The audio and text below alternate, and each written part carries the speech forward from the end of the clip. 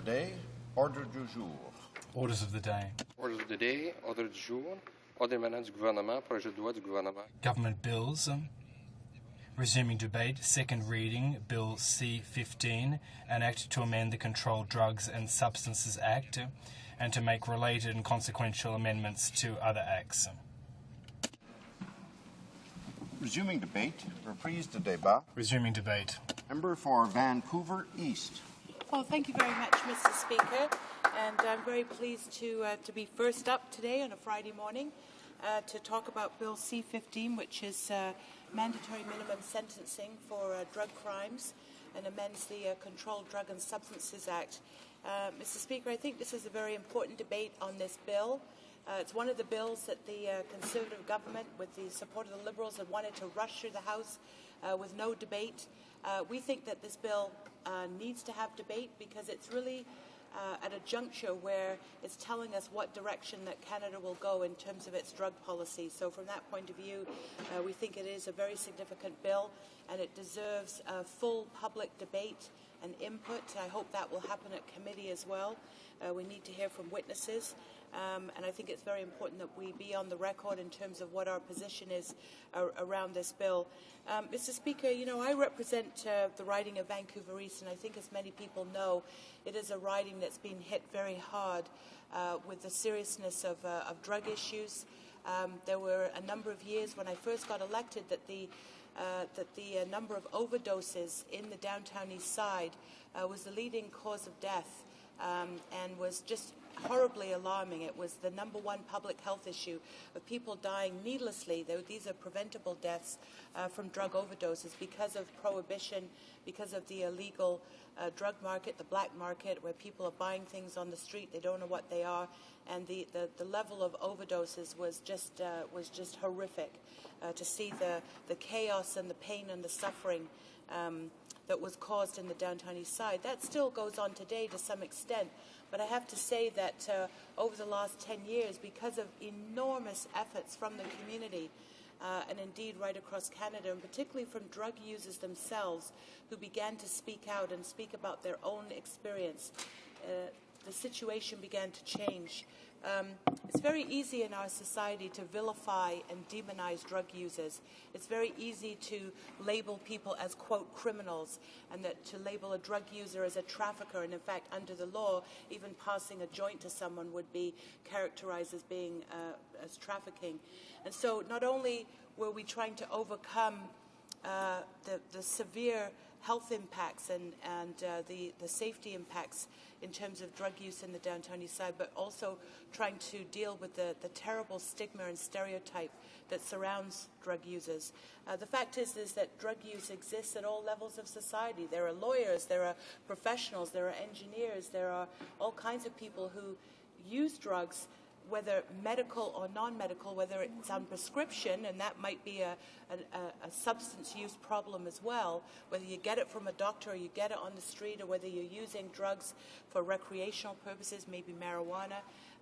It exists at all levels of society, but I have to say that it's very much a class issue because the enforcement regime that we have in this country, similar to the United States, is very much leveled at visible drug use on the street. Basically, people who are poor, people who are facing that stigma, people who are often facing challenges of mental health. We know in Vancouver, for example, that the deinstitutionalization of Riverview and people who were literally sent out on the street with no support, they ended up in the downtown east side with very poor housing, no resources. And so people, in effect, started self-medicating and then suddenly find themselves in this terrible environment of being, quote, a criminal and being harassed and chased by police, maybe arrested. And so it is very much an issue that pertains to the poorest in our society who are involved in drug use. And the enforcement, primarily in this country, as in the United States, has been leveled at those people. We know that in Canada, that about 73% of federal dollars on drug policy go towards enforcement. Only 2.6% goes to prevention, and only 2.6% goes to harm reduction, and about 14% to treatment. Well, that's a very uneven balance. And we know that, for example, the Auditor General, when she audited drug policy in this country a few years ago, the Auditor General remarked upon this and posed the question, what was the impact, what was the value, what were we getting for such a high emphasis on an enforcement and interdiction regime when drug use is actually going up in Canada. It might interest people to know that in 1994, 28% of Canadians reported having used illicit drugs, but by 2004 that number was at 45%. So certainly the policies that we've had that have been so focused on a criminal regime and the criminalization of drug users has been completely ineffective. And we only have to look south of the border where the so-called war on drugs has unleashed billions and billions of dollars, where we've seen massive numbers of people incarcerated, to see what a failure it is. And I was very interested to see just in the paper, I think it was yesterday, Hillary Clinton, for the first time from the U.S. administration talking about the war on drugs in Mexico that's been a failure. And there's the headline saying, "We failed. This has been the wrong approach." So we're hoping very much with the new administration in the U.S. that things will begin to change.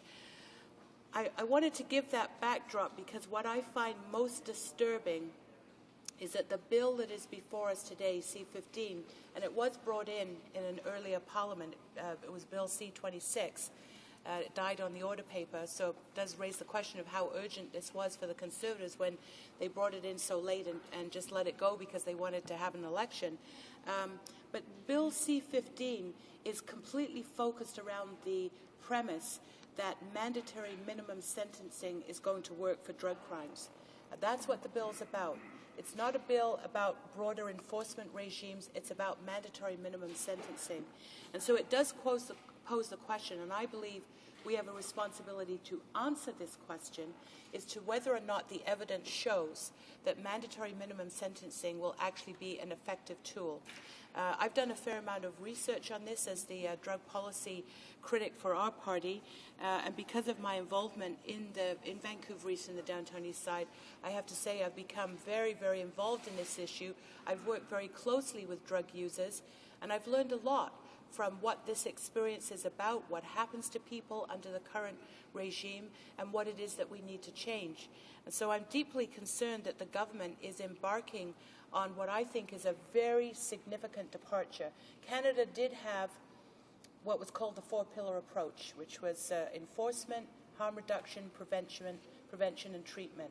That was adopted under a previous government. There always was an imbalance and an overemphasis on enforcement, but at least that four-pillar approach was there. And I have to say it actually began in Vancouver, so it began as sort of a grassroots, bottom-up approach and then spread across the country. What this bill will do is radically take a departure from that four-pillar approach by even more emphasizing the enforcement regime and now taking it to some greater lengths by now bringing in a regime of mandatory minimum sentencing. I think this is a huge mistake.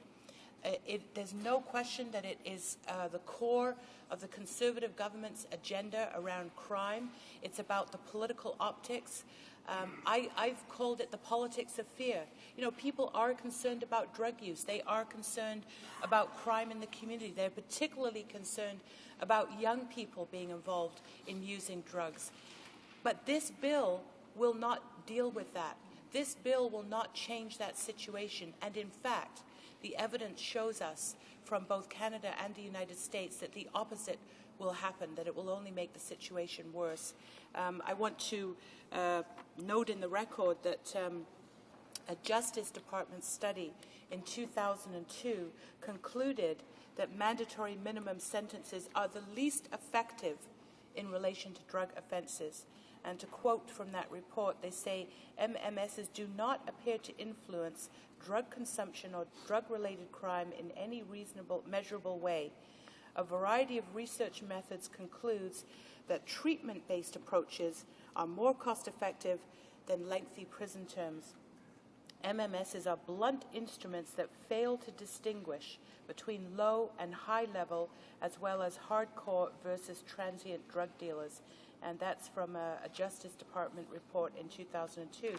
And when you look at what's going on in the United States, where mandatory minimum sentencing began, there is now actually a whole movement away from mandatory minimum sentencing. We know that in California, in 2000, they repealed some of their mandatory minimum sentencing requirements for drug offenses. And in fact, California is now considering regulating marijuana. In 2004, Michigan repealed some of their MMSs. Delaware, Massachusetts are undergoing similar legislative reviews. There's a whole history of reports in the U.S. from the American Bar Association, the U.S. Sentencing Committee. I won't go at length on those reports, but suffice it to say that there has been a huge amount of research done on this, and I find it most ironic that this Conservative government, for the last couple of years, when they announced their drug strategy, their so-called drug strategy in 2007, were launching on this course of following the United States.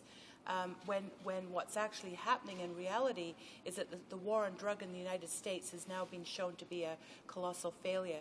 And I found it interesting that at the new president's town hall meeting online yesterday, I'm sure people have read today that most of the questions had to do with marijuana and saying to the president, wouldn't it be a good idea to regulate, to legalize, and actually provide a proper source of revenue instead of allowing this to be so controlled in the black market? I mean, this is so much what happened in Prohibition during the 1930s. So obviously in the United States even, there's been a massive shift in public opinion, and what I find is that it's elected representatives who are the ones who are most far behind on this. We're actually afraid to take this issue on. I think in many regards the public is way ahead of us. The public understands that the war on drugs has been a failure. It's been a colossal failure, both in terms of the human costs, in terms of economic costs, and in terms of public policy. We're the ones who are afraid to admit that reality of what the war on drugs and prohibition has done. And so I find it really just totally unacceptable that in that context, we are now moving in this country to a regime that will bring in mandatory minimum sentences for drug crimes when everybody else is saying this doesn't work, this is a failure, and we've got to take an approach that is focused on public health, that is focused on regulation, that is focused on real and honest education, especially for young people, and is focused on providing treatment. None of those things are happening at an adequate level in this country. Now, I know that the Conservatives who are debating this bill, I know what their line is. They're going to get up and they're going to say, well, this is about getting those terrible gangs and the big crime dealers and the big drug lords and all of that. Well, again, the research shows us that that's not what happens. And in fact, because in this bill, they've included provisions around drug treatment courts, I think it's further evidence that what they will really be doing is focusing on really what is called sort of the low-level offenders. This is where mandatory minimums don't work. It's not a deterrence. And in fact, what it will do is it will completely create chaos in our judicial system, in the court system. We know that for any mandatory minimums that are 2 years or less, where people end up in the provincial court system, we're now going to be facing a huge overload in the provincial court system.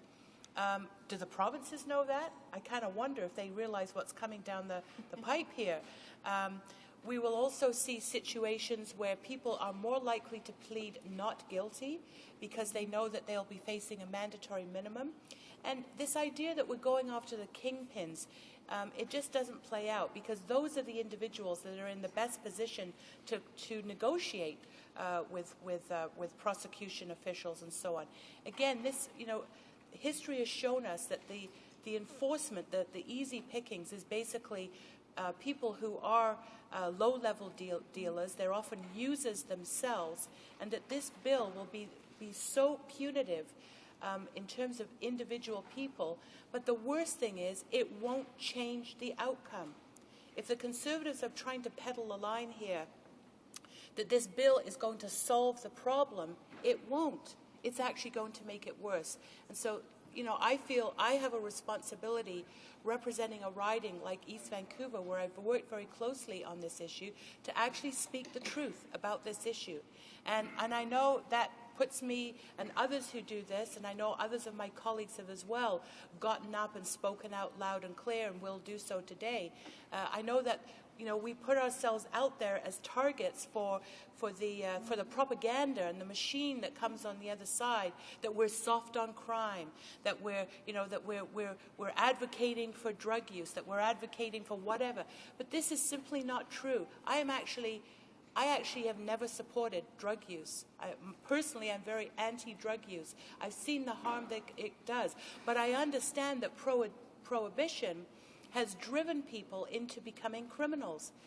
You know, even if you've used marijuana, when we were dealing with the marijuana decriminalization bill, and I know there are members in the House who were on the committee, we heard that there were 600,000 Canadians who had a record because they'd had marijuana, a simple possession. Why aren't we at least beginning there and saying, let's decriminalize and then legalize and begin at a place where there is, I think, strong public support, and change this regime that we have? And I do think that the public attitude is shifting, but also within the media. And since these crime bills come in, it's been fascinating to follow the debate in the media. And I'll tell you, there are lots of media commentators, people writing columns, experts who are being quoted. I mean, we have people like retired Justice John Gomery, who says, quote, he was talking about Bill C-26, but the same bill. This legislation basically shows a mistrust of the judiciary to impose proper sentences when people come before them. We have Thomas Kerr, the BC Centre for Excellence in HIV/AIDS. Quote, if Canada wants to fulfill its mission of reducing the most severe harms associated with illicit drug use, steps must be taken now to implement a truly evidence-based national drug strategy rather than shoveling millions of dollars towards these failed programs. We have retired Judge Jerry Paradis, a BC judge, now retired, who's a spokesperson for LEAP, which is quite an incredible organization, Law Enforcement Against Prohibition. I actually went to a conference in New Orleans, I think it was last year, and to see the members of LEAP, including current police officers, as well as retired police chiefs, officers, members of the judiciary, who are now working to alert us to how dangerous prohibition is and what its consequences have been. So retired Judge Jerry Paradis says, MMSs are a great motivator for trials, jamming up the courts. Unless a deal is struck, a charge carrying a minimum sentence will be fought tooth and nail. We even have, you know, in the media, Barbara Yaffe from the Vancouver Sun in February. And Barbara Yaffe is not seen as, you know, kind of a left-wing commentator. She's very much her own person, and often, you know, comes out with just terrific stuff. What does she have to say about it? She says, quote, because at the root of the mayhem is the drug trade. She's talking about the gangs. And while the state can outlaw a substance, it cannot eliminate its use. Prohibition proved that nearly a century ago. As long as drugs are illegal, there will be underground activity of the sort that spawns drug gangsters. I mean, I've got many, many media stories along the same lines. So I think there has been a significant shift. So, Mr. Speaker, in speaking to this bill, I really feel it is a critical point. Are we going to go down this path where we say that tougher laws, enforcement is what's going to solve drug issues in local communities? I think the Conservatives have clearly said that. I'm very interested to see what the Liberal caucus does with this bill, because I'm hoping that we can defeat it. I'm hoping that we can say this is not the right way to go. We don't think that this bill should go through. It is, you know, it's not based on good public policy. It's going to be something that is harmful. It's going to be something that is expensive. And I think it's really time to embark on a common sense approach and accept the overwhelming evidence that the war on drugs has caused more death, more pain, harm, and crime than we can bear, and it's time to stop it. I don't think that's going to happen overnight, but let's at least have the courage to see what's failed and to see what alternatives there are. We could begin with marijuana, a real education, and look to decriminalization or even legalization. Or we can continue on this tragic course of playing on people's fear and trying to convince people that tougher and tougher laws will make it all go away. It won't. So let's say no to this bill, and let's adopt a public health approach and do the right thing. Thank you, Mr. Speaker. Questions and comments? The Honourable Member for Caribou, Prince George. Well, Mr. Speaker, let's be clear on what has failed. The member from East Vancouver talked about the Liberals' advocacy of the so-called four-pillared approach: enforcement, harm reduction, prevention, treatment. That has failed, Mr. Speaker, and that's why the Conservative government is taking a harder stance, a much harder stance, fighting the smuggling of drugs, the trafficking of drugs, because what the member from East Vancouver and what the previous Liberal government supported has failed miserably. As a matter of fact, Mr. Speaker, the former chief coroner and mayor of Vancouver back in the early 90s publicly said that we should give up on the war of drugs. We can't win it.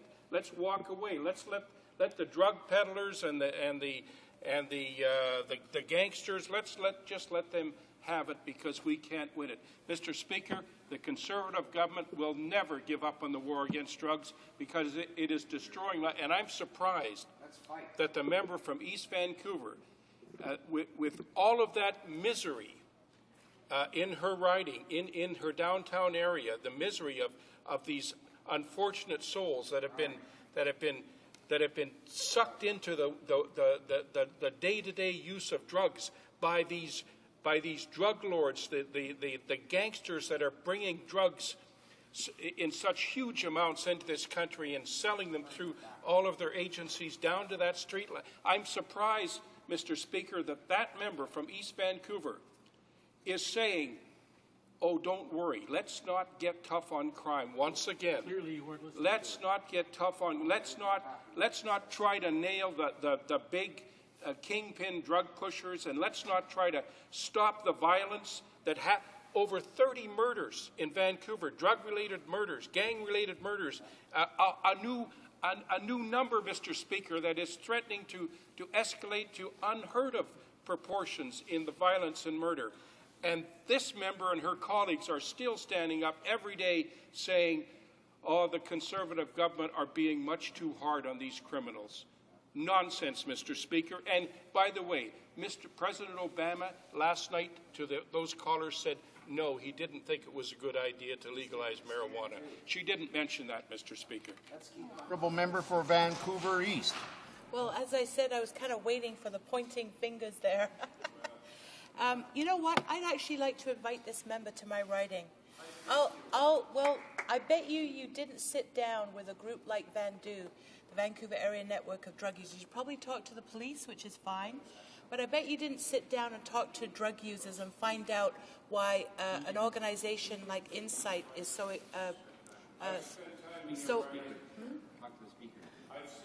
I'll bet the member. Thank you, Mr. Speaker. Speaking to you, I'll bet the member met with police. I'll bet you he didn't sit down with a group like VANDU and find out actually what that experience is. And you know, I have to say that when he speaks about what's going on in Vancouver, I agree, it's horrific. I mean, I've had lots of emails and phone calls from people, and I spoke about this yesterday when I was debating Bill C-14.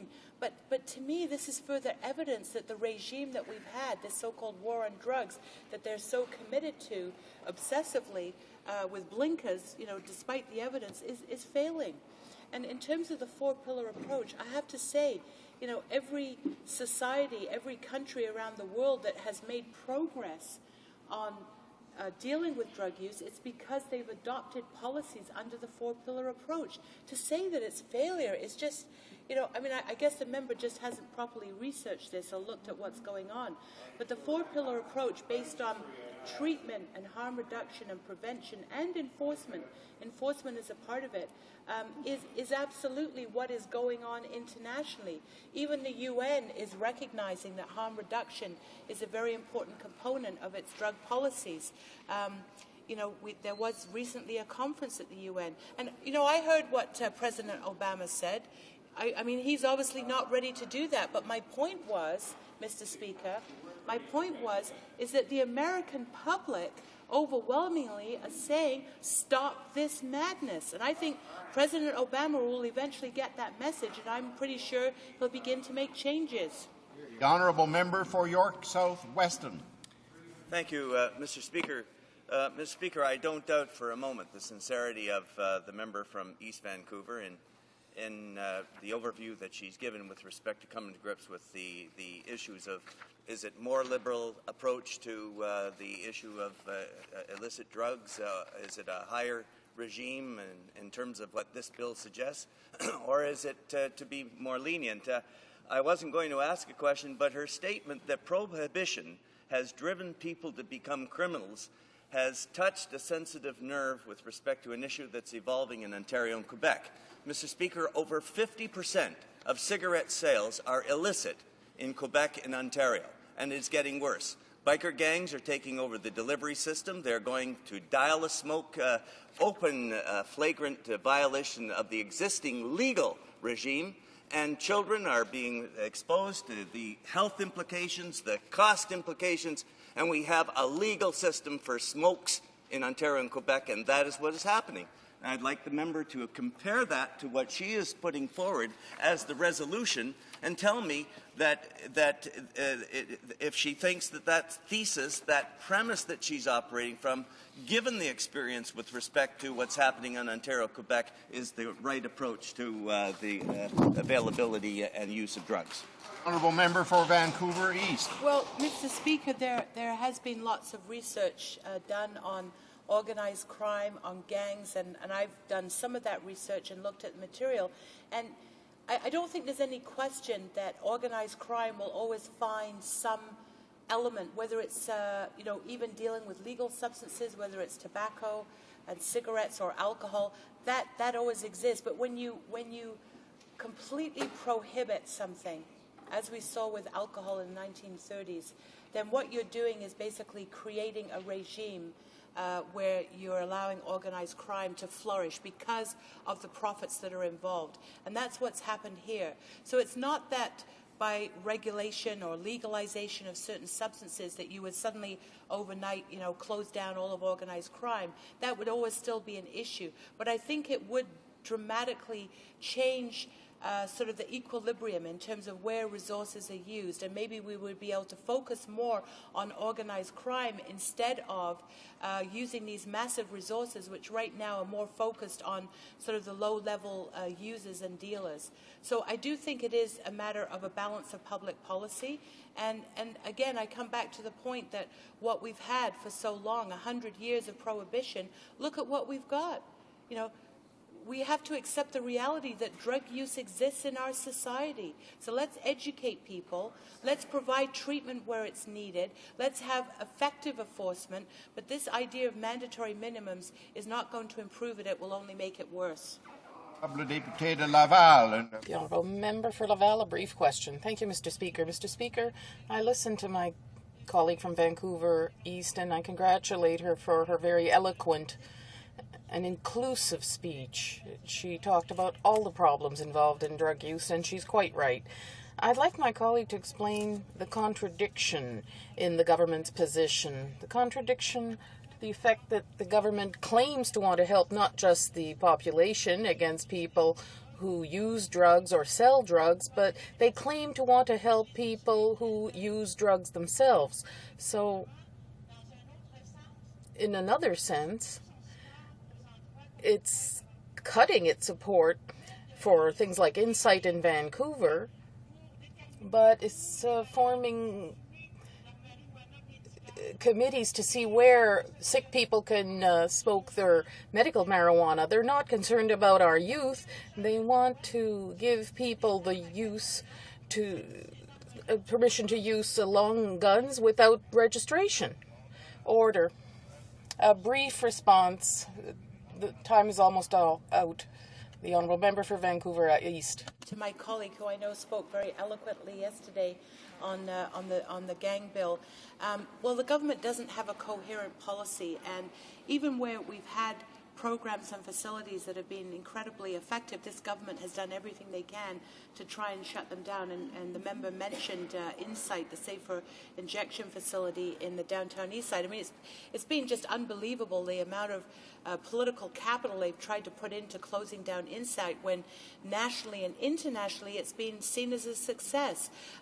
They've given lip service to the idea of treatment and prevention. We heard one of the ministers yesterday rattling on about, you know, a little project here or there. But if you look at the numbers and if you look at the evidence, there's no question that the government has, you know, put all of its resources basically into enforcement. They're now going to accelerate that through the mandatory minimums, and they've really done nothing to support treatment and prevention and education and harm reduction. Resuming debate, reprise de débat. The Honourable Member for Etobicoke North. Mr. Speaker, today I speak on an issue that is relevant to my riding, Etobicoke North, and indeed to all Canadians, namely substance abuse and crime. Specifically, I will be supporting an act to amend the Controlled Drugs and Substances Act, part of a package of measures aimed at addressing gang violence. As Canada has over 400 gangs with roughly 7,000 members, and firearm-related injuries annually cost $5.6 billion. Moreover, gang violence threatens our Etobicoke North community. In 2005, Eamon Beckles was shot while attending the Etobicoke funeral for his best friend, Jamal Hemmings. Shots were fired during the memorial service, and some 300 mourners ran for cover. Nadia Beckles fled the church only to see the unthinkable, her son lying on the ground. Beckles cried, "I raised him for 18 years, and someone just took him away." Beckles hopes and prays that the violence will stop, and strong drug laws are part of what is needed to fight gang violence. But so too are crime prevention initiatives, which show for every dollar invested, there is a $4 return in reduced counseling and treatment costs, and proper funding of law enforcement agencies, areas where we are currently failing Canadians. Strong drug laws are needed to fight illicit drugs, which remain a significant problem in Toronto and indeed across Canada. Marijuana remains the most popular recreational drug among Toronto students, with some 23% of respondents indicating use in the past year. In contrast, only 15% of adults reported use. At the national level, marijuana is also the most commonly used illegal drug, with more than 10 million Canadians aged 15 or older having tried marijuana or hashish at least once. In Ontario, 3% of grade 7 students try marijuana, and by the time they reach grade 12, nearly half have used the drug. In fact, about 1 in 8, or 33,000 students, use marijuana every day. The consequences of illegal drugs are serious, with health effects depending on the drug, the amount, and method and frequency of use. Negative health effects range from digestive problems to potentially fatal diseases such as HIV/AIDS and hepatitis C, and physiological dependence to brain damage. Apart from the health impacts, illegal drugs generate direct costs to the health and criminal justice systems, as well as indirect costs through absenteeism, lost work productivity, and lost human potential. These combined costs total about $1.4 billion annually. Drug abuse also impacts users, their children, family members, and sometimes entire neighborhoods. Moreover, drug use is associated with crime. from simple possession to organized crime to fighting for control of the drug trade to serious addiction problems that may lead users to commit crimes for cash. In 2000, Canadian police departments reported a total of almost 88,000 drug offenses. 3/4 of the offenses involved marijuana, 68% of them possession. The number of police-related incidents involving marijuana increased from roughly 47,000 in 1996 to 66,000 incidents in 2000. Most governments make strong statements about the need to maintain and often increase police activity and penal sanctions for drug users. It is widely held that strong enforcement and widespread incarceration will deter potential users and dealers from becoming involved in the legal drug market. In fact, very few countries actually follow through on these statements. Arrest and incarceration rates for drug users are relatively low in most countries in relation to the total number of users, and maximum sentences are rarely used. The one country that has used large-scale incarceration as a drug prevention measure is the United States, where approximately 500,000 drug law offenders are currently in prison. Research shows that widespread confinement has failed to fundamentally alter the scale and nature of the illegal drug market, although some marginal impacts on drug prices and prevalence rates can be attributed to the policy. Moreover, there are significant financial, health, and social costs associated with high rates of incarceration. I believe that we need to carefully look at the evidence of what has and has not worked in the United States, as well as other jurisdictions. Perhaps important questions for committee include whether we want mandatory minimums for drug-related offenses that would remove a judge's ability to apply discretion for mitigating circumstances, whether we want to turn Canadian correctional institutions and penitentiaries into U.S.-style inmate warehouses, whether we know that longer sentences will have the desired deterrent effect, or are those given longer sentences likely to go back to crime. In order to reduce drugs, Canada has always implemented a national strategy that aims to strike a balance between reducing the black market supply of illegal drugs and reducing demand. The first component emphasizes the fight against drug crimes by the criminal justice system, while the second focuses on prevention and public awareness of the negative effects of drug use. A strength of the bill is the drug treatment courts as part of the solution. These courts aim to stop drug abuse and related criminal activity through court-directed treatment and rehabilitation programs. Each court has multidisciplinary justice and healthcare systems team, led by the judge who oversees each participant's progress. Compliance, which is objectively monitored by frequent substance abuse testing, is rewarded and non-compliance sanctioned. Evaluations consistently show that drug treatment courts effectively reduce recidivism and underlying addiction problems of offenders. The courts provide closer, comprehensive supervision and more frequent drug testing and monitoring during the program than other forms of community supervision.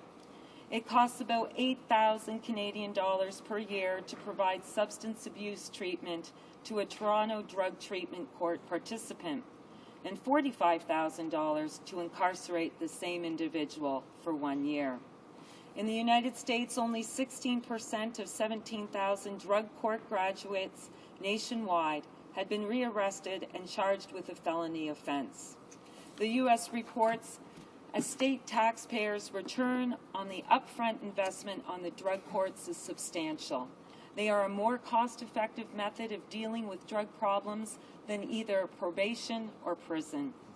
In closing, I want to draw your attention to the fact that youth at risk of joining gangs tend to be from groups that suffer the greatest inequality, who are using drugs and who are already involved in serious crime.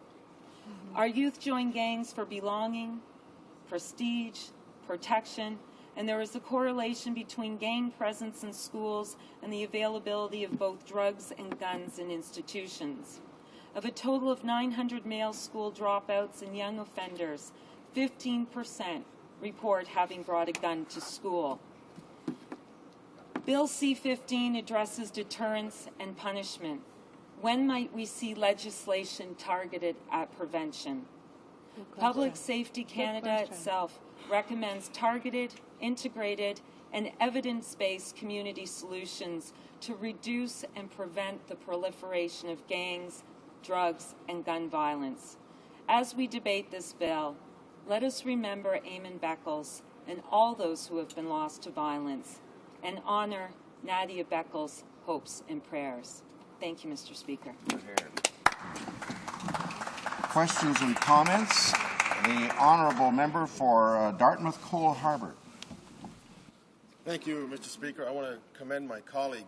She has certainly brought a lot of wisdom and life experience and elegance even to this House, and she's doing a wonderful job for her constituents. I want to talk to her a little bit about the last part of her speech where she talked about, yes, it is important that we deal with this through sentencing, through the criminal justice system, but clearly I see in my own community, my brother is a vice principal at a school, and through community organizations in Dartmouth Cole Harbour, that kids who have a better opportunity in life, the kids who have opportunity, for example, with early learning and childcare, that's a quality, accessible childcare, who have good community social infrastructure supports, things in my community like the Boys and Girls Club, the Dartmouth East Boys and Girls, the Cole Harbour Boys and Girls, the Dartmouth North Boys and Girls.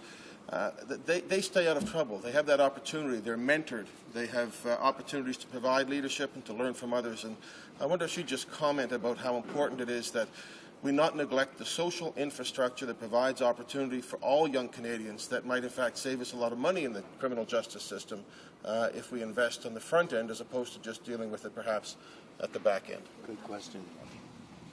The honourable member for Etobicoke North. I'd like to thank the honourable member for raising such important issues. Poverty is a tremendous issue in our country. We've made the goal of reducing childhood poverty, but the reality is 1 million children still live in poverty. In Toronto, 83,000 children go to school hungry. That means 1 out of 4 of our children goes to school hungry. That is unacceptable, and we need to invest in our children, in reducing poverty, in increasing early childhood education, and giving our children the best start possible. It doesn't go through. The questions and comments, the honourable member for Halifax. Thank you, Mr. Speaker, and I thank the honourable member for her intervention and her very passionate speech. And she talked quite a bit about the drug courts, and my worry is that the drug courts aren't the panacea that they are perceived to be. In Halifax, I know that there are wait times. There are huge wait times to get into drug and treatment programs. These programs are totally inadequate in my home province, and they're very underfunded. The proposal to have a drug court would actually lengthen these already dangerously long wait times for drug treatment. So my question to the member is, wouldn't she agree that increased funding to treatment, one of the 4 pillars, would be absolutely essential if this bill was going to succeed and even begin to address the problem of drug crime in this country? The honourable member for Etobicoke North. Thank you to the member for her question, and of course she raises a very good point. Law enforcement is one part of the puzzle, but we do need to invest in prevention. We do indeed have to invest in treatment, and drug courts are one part of the treatment process, and it does reduce recidivism, and there are numerous studies to support this. The honourable member for Don Valley East. Thank you, Mr. Speaker. And I'd like to thank my honourable member for her thoughtful analysis. You know, when I was young, my parents always used to say, prevention is better than cure. And many civil society organizations have approached us and asked us to help in the infrastructure. For example, organizations like Pro Action Cops and Kids, gets the kids together with the police in very at-risk communities. And I remember they brought it to my attention that it was during the Harris era that the after-school programs were closed and shut down. And the honourable member has given an analysis that it costs $45,000 per criminal to put them keep them in jail. Now that $45,000 would be well used for after-school activities. So my question is, is jails a solution? Because you have given the member has given an analysis that the United States, which incarcerates the largest number of people, still has not been able to keep it safe or prevent drug abuse. So I would like to have her analysis of what sort of infrastructure funding should the government do instead of going into ideological jail building. Honourable member for Etobicoke North. Thank you to the member for her comments. I think prevention is so important, and a public health policy. Okay. Regarding poverty, childhood education, the after-school programs are so important. I'll speak about an organization in my own riding. It's an excellent organization. It's called Breaking the Cycle, and it helps get youth out of gangs. It's strongly supported by the police, and it's a 6-month program, and it's daily programs of education, helping these young people get into safe homes and giving them the start that many of them didn't have and getting them into education, and it's just a terrific program. Questions and comments? Resuming debate, reprise de débat. The Honourable Member for Halifax. Thank you, Mr. Speaker. Mr. Speaker, I rise today to speak to Bill C-15, an act to amend the Controlled Drugs and Substances Act. Some of the proposals in this bill are minimum penalties for the production, possession, trafficking, and importing and exporting of marijuana, cocaine, heroin, methamphetamines, and other drugs. It also moves amphetamines, all its 19 byproducts, and GHB and flunazepam, also known as the date rape drugs, from Schedule 3 to Schedule 1. Tougher penalties will be introduced for trafficking date rape drugs. The maximum penalty for cannabis production would increase from 7 to 14 years imprisonment. Mandatory sentences are introduced for the production of even one marijuana plant, a minimum sentence of 6 months. The legislation imposes 6 months imprisonment for any act of cultivation of cannabis, irrespective of issues of violence and gang involvement. These are some of the provisions in this bill. Mr. Speaker, prior to my election, I worked at Dalhousie Legal Aid Service, a legal clinic in Halifax's North End. Dal Legal Aid is a teaching clinic where students who are in their last year of law school can come and spend 4 months with us working on poverty law cases and developing their skills in a clinical law setting. The mandate of Dal Legal Aid is to provide legal assistance to low-income Nova Scotians, but also work with low-income Nova Scotians to help change the laws that oppress and penalize poor and marginalized Nova Scotians. Our mandate was to deal with poverty, and inextricably enmeshed with poverty is the issue of race, gender, ability, sexual orientation and identity, and age. My clients came to me for help with asserting their rights as tenants, with asserting their rights under welfare and their entitlements, for assistance with their CPP disability applications, and for help understanding the law generally. To ensure that Halifax's most vulnerable people had access to their rights and understanding what the law was, the students and I would staff monthly clinics around the city, making sure that we had a presence at places like Direction 180, Halifax's low-threshold methadone clinic, Stepping Stone, an organization that supports workers in the sex trade, Metro Turning Point and Adsum House, Halifax's men's and women's shelters, as well as food banks and soup kitchens around the municipality. Many of my clients use drugs, and while I never counseled them, legally or otherwise, on their drug use, many of my clients would share with me the details of their lives as we built a relationship of trust. And I can tell you, Mr. Speaker, none of my clients use drugs because they got a thrill from breaking the law. None of them used drugs because they were bad people, because they were criminals, because they were people not worth caring about. all of them talk to me about stopping their drug use, and none of them talk to me about getting off crack because the jail time for offenses was on the rise. They talk to me about getting off crack because crack was destroying their lives. None of them talk to me about enrolling at Direction 180 because they heard that Parliament may be rescheduling certain substances from Schedule 3 to Schedule 1. They wanted to enroll at Direction 180 to deal with their opiate addiction, to rebuild their lives, and to reestablish contact with their children or with their families.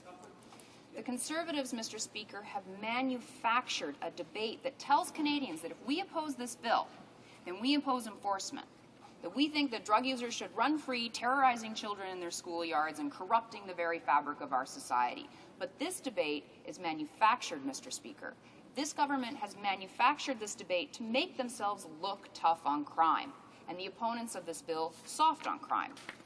But the truth of the matter is that this bill won't do anything to solve the drug problem in Canada. This bill is not smart on crime. What we need is legislation based on best practices, legislation that will work. Mr. Speaker, a four-pillar approach has been developed and has been proven successful in cities in the US, the UK, and Europe. It's based on the four pillars of prevention, treatment, harm reduction, and enforcement. Each pillar is equally important and must be integrated and jointly implemented to be effective. This is what the best practices are telling us to do. This is the direction in which we must move. And this is the approach that the NDP supports. The NDP is not soft on crime, Mr. Speaker. We're smart on crime.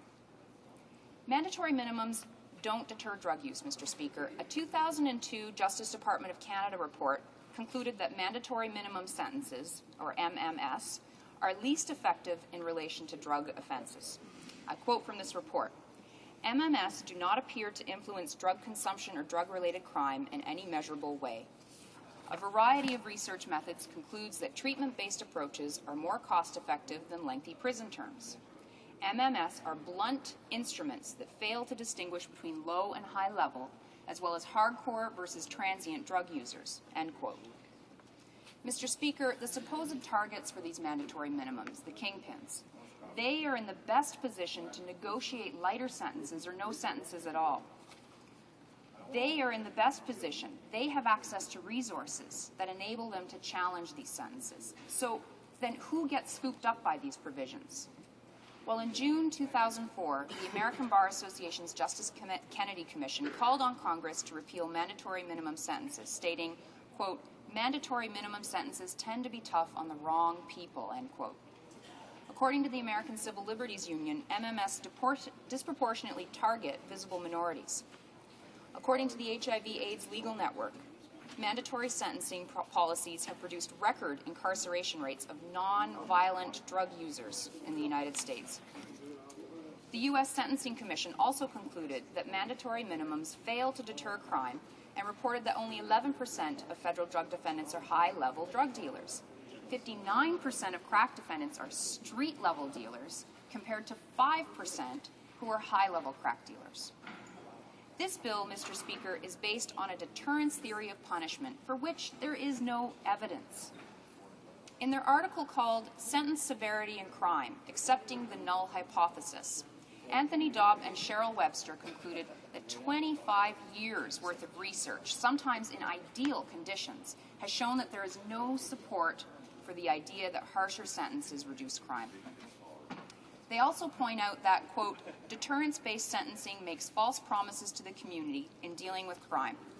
As long as the public believes that crime can be deterred by legislature or judges through harsh sentences, there's no need to consider other approaches to crime reduction," end quote. In other words, adding a harsher sentence is pretending to do something instead of actually doing something.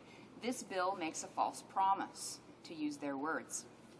This approach is not smart on crime. Mr. Speaker, while mandatory minimums don't work, we do know what does work. Again, the four pillars: prevention, treatment, harm reduction, and enforcement. Again, each pillar is equally important, and they must be integrated and jointly implemented to be effective. Sadly, we're not following the four pillars approach in Canada. In fact, we're doing the opposite. Listen to these numbers, Mr. Speaker. Canada spends 73% of its drug policy budget on enforcement, 14% on treatment, 2.6% on prevention, and 2.6% on harm reduction. These pillars clearly aren't integrated and jointly implemented, Mr. Speaker. They're clearly not even being valued equally by this government. We have a government that is solely focused on enforcement, which is only one piece of the solution. And as a result, drug use continues to rise. In 1994, 28% of Canadians reported to have used illicit drugs, but by 2004, this number was 45%, almost double. I regret to interrupt the honourable member, but as she knows, at 11 o'clock we have to proceed with statements by members. There will be 11 and a half minutes remaining in the time allotted for her remarks and when we resume this debate. But in the meantime, we will move with Déclaration des députés, statements by members. Statements by members. For Northumberland, Quinte West. Mr. Speaker, it is with great pride that I rise to pay tribute to a true Canadian hero, my friend Dr. Bob Stevens. Dr. Stevens, a fellow resident of Warkworth, has spent most of his life attending to the medical needs of thousands of men, women, and children in Africa, China, and Cuba. During the 1950s, Dr. Bob spent 10 years with his young family in the Belgian Congo. He built a 100-bed hospital with outpatient services, nurse and midwife training, 4 satellite clinics where he spent most of his time treating people with a myriad of diseases, including snakebite. Upon his return to Canada, Dr. Bob set up practice and played a leading role in the Evangelical Medical Aid Society, the Christian Medical and Dental Society, including HPIC, Interserve, SIM, and World Relief Canada. For his service to the people of Canada and the less fortunate around the world, Dr. Bob Stevens was recognized by the Governor-General and became a member of the Order of Canada. Dr. Bob Stevens, a true Canadian hero. The honourable member for Don Valley East. Mr. Speaker, in 1991, John Bitov Sr. established Pro Action Cops and Kids, which brings together local police with kids at risk in communities of Durham, Hamilton, and Toronto. Pro Action Cops and Kids provides the opportunity for police to establish positive relations with kids and help create an environment of mutual understanding and respect. For example, the Troop program is a week-long camping program for youth who may not have ever camped or taken a canoe trip in their life, and to have fun with police volunteers from their own communities. Mr. Speaker, crime prevention is the best way to protect society and youth at risk. I congratulate Pro Action Cops and Kids and thank all police officers for their voluntary efforts. Thank you, Mr. Speaker. The Honourable Member for Vaudreuil-Soulanges. Mr. Speaker, I'd like to pay tribute to Quebec Court retired Judge Gaston Lebrecht, who died in a tragic bus accident in Argentina 1 week ago. I knew this great magistrate and human rights advocate. He practiced law for over 10 years and became justice in the Quebec Court from 1971 to 1996. He presided over both civil and criminal cases.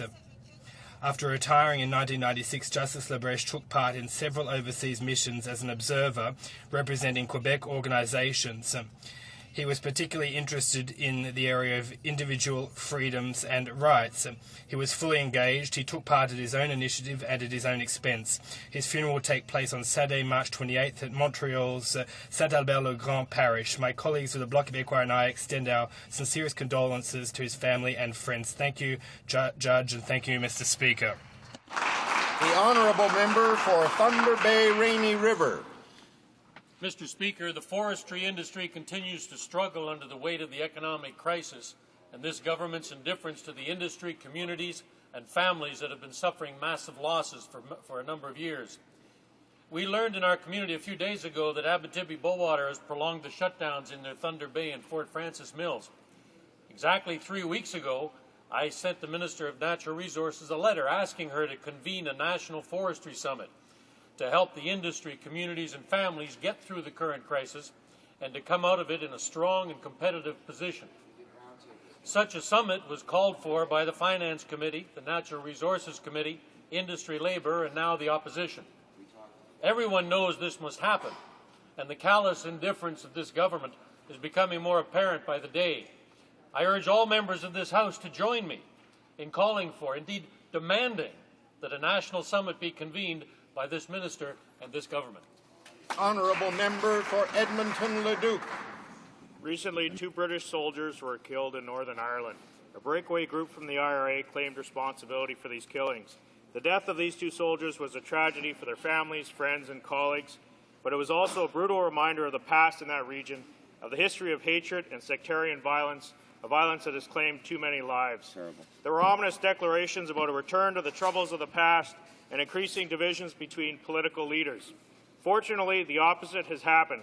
These hateful acts have united the political leadership in Northern Ireland to condemn these acts and strengthen their resolve to continue their power-sharing political arrangement. The modern story of Northern Ireland is an amazing story of past foes putting aside their differences and resolving together to work for peace and justice. Their courage and wisdom are examples for all of us. As chair of the Canada-Ireland Interparliamentary Group, I ask all parliamentarians to join me in offering our condolences to the soldiers' families, our support for the political leadership, for their continued success and working together for the well-being of the people of Northern Ireland. Here, Jimmy. The Honourable Member for Ottawa-Vanier.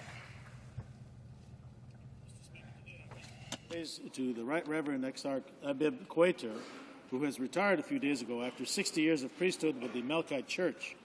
Born in Damas, Syria, Monsignor Quater started his work in the Middle East and came to Canada in 1965.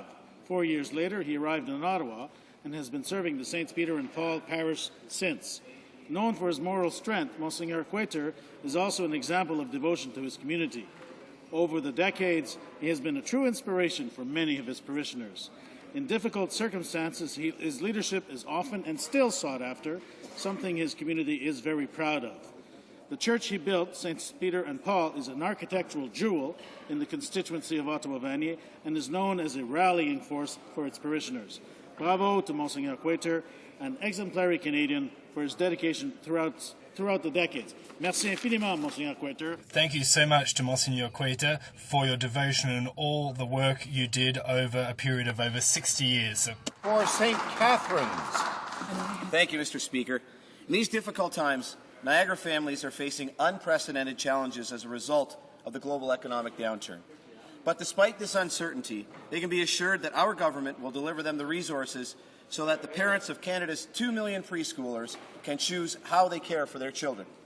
Niagara families, like those around Canada, have varying priorities in their lives that require a more flexible childcare plan that best suits their circumstances. The Universal Childcare Plan achieves this goal by annually providing $1,200 per child so that parents can choose how to raise their children. The plan also provides funding for the provinces and tax breaks to help create additional daycare spaces. Wow. Despite all of this, the opposition wishes to scrap the Universal Childcare Plan. Why? Because they refuse to accept that a parent knows better than they do about what's best for their child.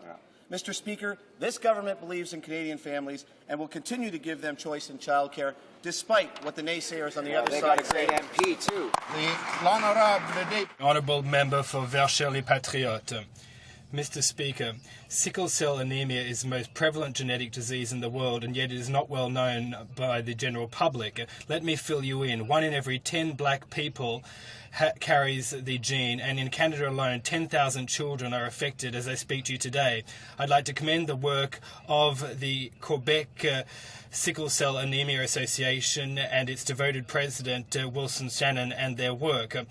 I'd also like to support those people who live with terrible pain, frequent blood transfusions, reduced life expectancy and ongoing fatigue. I'd like to congratulate Martin Campagne, whose work was recognised through the Yvette Bonny Award, who's a pioneer in the treatment of this form of anemia, and also Maurice Carina, a rare survivor who also had a liver transplant. On the occasion of the 3rd annual gala of the association held on the 21st of March, this young woman gave us a wonderful example of a beautiful a well-lived life. Thank you to all those who are making a difference in working to help those who are affected by this illness and their families. Margaret. Mr. Speaker, I rise today to mark a sad occasion, that of the capsizing of the vessel L'Acadienne 2. On behalf of the Government of Canada, I'd like to offer once again our deepest sympathies to the families and the friends of Bruno Bourque, Jules Leblanc, Marc-André Duras, Carla Coyne, who lost their lives 1 year ago on the night of March 29, 2008. This tragedy has been extremely difficult for the families, friends, and all the residents of the close-knit communities in the Ile-de-Magdelenes. This tragedy has also deeply marked the men and women who proudly serve in the Canadian Coast Guard. The Government of Canada is confident that it has a better understanding of what happened on March 29th last year, and the Coast Guard will be releasing its action plan in the near future. I can assure the families and friends of those who were lost we would take all steps necessary to reduce the chance of any repetition of this tragedy. The Honourable Member for Guelph. Mr. Speaker, I ask this House to join me in congratulating John F. Ross Collegiate Vocational Institute in Guelph, winners of the National Spread the Net Challenge.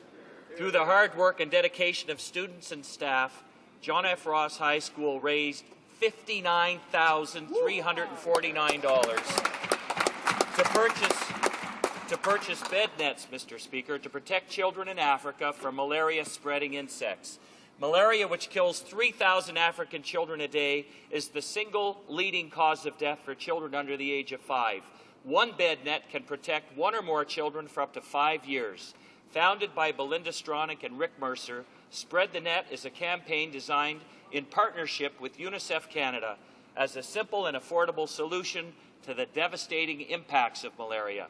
Mr. Speaker, congratulations and thank you to John F. Ross for their success and commitment to this worthwhile effort. The Honourable Member for Lotbinière Chute de la Chaudière. Mr. Speaker, I'd like to remind my colleagues of a couple of facts. Yesterday, our government delivered the goods with respect to infrastructure funding. This leads to a lot of hope for Quebec. Unfortunately, the Bloc voted against this. Our government voted to protect the forestry sector with numerous measures to protect Quebec jobs. The Bloc, which can't project any jobs or any workers or any industry in Quebec, what did it do? The Bloc voted against this. Our government increased Radio-Canada's budget to unprecedented levels. The Bloc can never protect Radio-Canada. And moreover, the Bloc voted against this, while our government is working to put our economy back on its feet, and to help the jobless. What's the Bloc doing? Once again, the Bloc voted against this. Member for Sackville, Eastern Shore. Well, thank you very much, Mr. Speaker. I'd like to advise all my colleagues in the House of Commons and on the other side in the Senate regarding April 1st, Mr. Speaker, in the Parliamentary Restaurant, we'll be inviting all MPs to come to us and meet individuals from the Alzheimer and Dementia Society of Canada.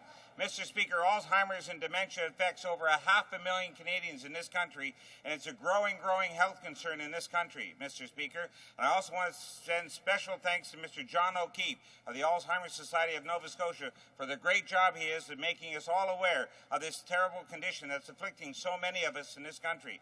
And Mr. Speaker, with the right research, with the right investments, with the right funds, hopefully one day Canada can realize the dream of trying to eliminate or drastically reduce the effects of Alzheimer's and dementia in this country. So again, Mr. Speaker, I invite all MPs and senators to please join us on April the 1st for a great awareness day to do this and to promote the aspect of it and give the support to those families that are going through this terrible disease. Thank you very much, Mr. Speaker. The Honourable Member for Portage-Lisgar. Mr. Speaker, on Wednesday, the Minister of Justice announced that he will introduce draft legislation that would cap the credit given to criminals for the time spent in custody before their trial, a practice that developed under 13 years of Liberal soft-on-crime government. Now we have the Liberals using this serious issue to try and gain political points. The Liberal critic for justice is even attempting to take credit for this initiative, saying, and I quote, "The Minister of Justice is catching up to a position we've been holding for many weeks now." Well, I would like to remind the Honourable Member that this is not an issue that magically appeared during the last weeks. This has been an issue for many years, an issue ignored by Liberals. In fact, we Conservatives have long campaigned to cap credit for time served. I guess these newly converted Liberal crime fighters still do have a lot to learn.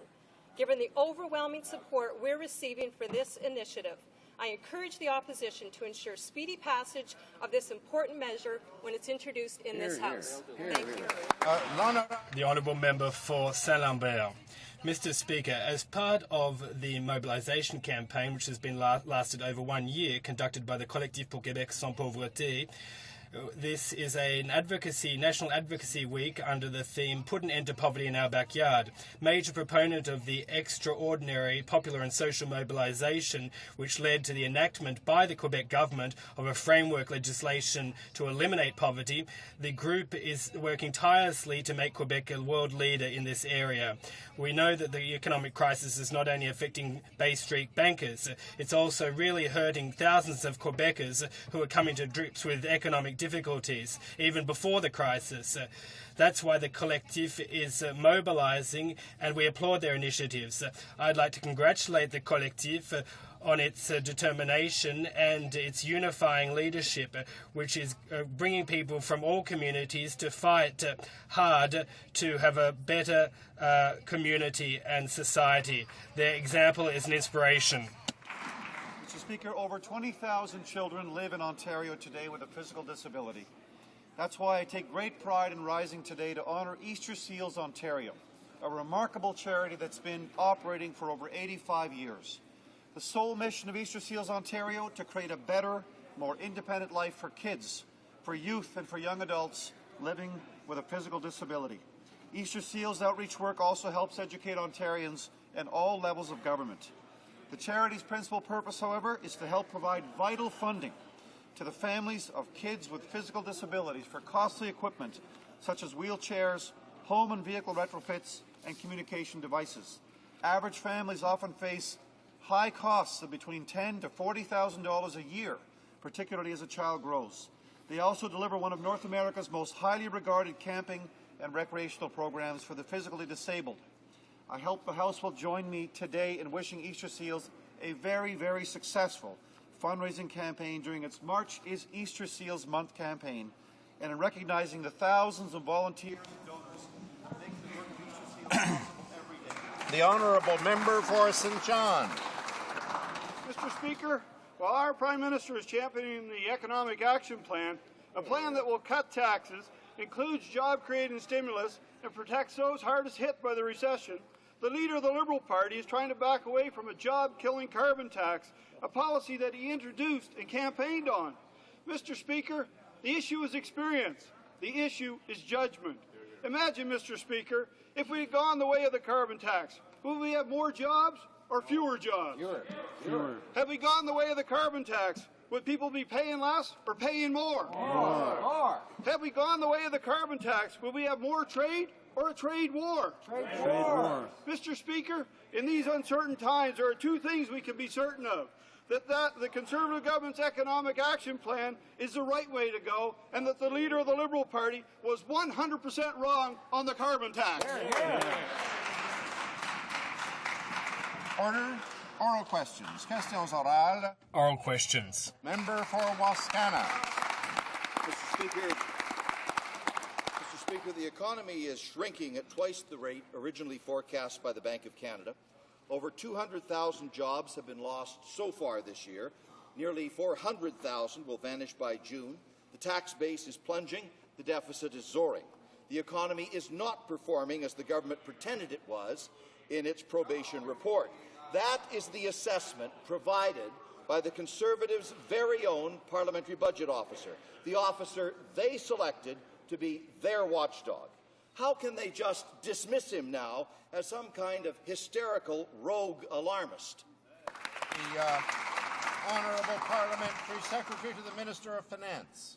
Well, Mr. Speaker, we don't dismiss any good advice, but that is exactly what we didn't get in our pre-budget consultations from the Liberal Party. We didn't get any advice at all. None. Now, all of a sudden, they seem to be concerned about job losses. They came forward with no constructive suggestions, no way to help their constituents. They, as a party, did not relay any of their constituents' concerns to us.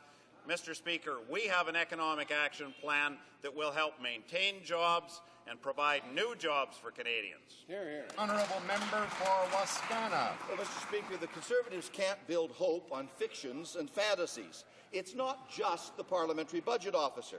His warnings are consistent with the IMF, the OECD, Global Insight, Merrill Lynch, BMO Nesbitt Burns, the TD Bank, former Bank of Canada Governor David Dodge, and every other credible forecaster. With their budget projections swamped by worsening events and massive job losses, why won't the Conservatives at least make employment insurance available now to those who need it now? Fix eligibility. The Honourable Minister of Human Resources and Skills Development. Thank you, Mr. Speaker. Well, Mr. Speaker, we are making EI available to those who've paid into it, Mr. Speaker. We're also expanding it. We're expanding it to provide more benefit to the Canadians who are unfortunate enough to lose their jobs by providing them with the training tools to give them the jobs, the skills they need to get the jobs of the future so that they can look after their families going forward. Mr. Speaker, we're working on that to help Canadians grow and to keep our economy going. The Honourable Member for Wascana.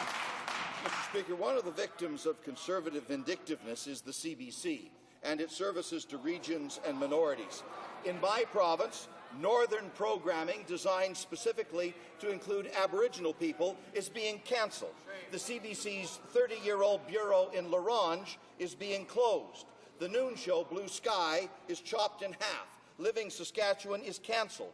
The award-winning Little Mosque on the Prairie is cut back, and the axe has yet to fall on the news department. Just exactly how will slashing the CBC help to stimulate the economy, fight the recession, and save jobs? The Honourable Minister of Canadian Heritage. Canadians have no clearer example of liberal math than this. We increase funding for the CBC. They call it slashing. They present themselves as defenders of the CBC and campaign on it. When they got into office, what did they do? They slashed the CBC by $414 million, and the Liberal government, with the member from Wascana, cheering away, it was the Liberal government with the member for Wascana cutting 4,000 CBC jobs. Shame on him for failing the CBC. The Honourable Member. Order, please. The Honourable Member for Hull-Aylmer. Order. Mr. Speaker, the Conservatives' antipathy toward Radio-Canada CBC is threatening news in the regions. The Mayor of Quebec City denounced the abolition of the noon hour radio news show in his city. Why wasn't the minister responsible for Quebec City able to defend the interests of the fellow citizens? The Honourable Minister. Mr. Speaker, we respected our commitment in the last election campaign to maintain or increase the budget for Radio-Canada. That's what we did. But the Liberals in the campaign said a government that is Liberal will have stable funding for CBC, but this is what they did. They cut $414 million from CBC Radio-Canada. They cut 4,000 jobs.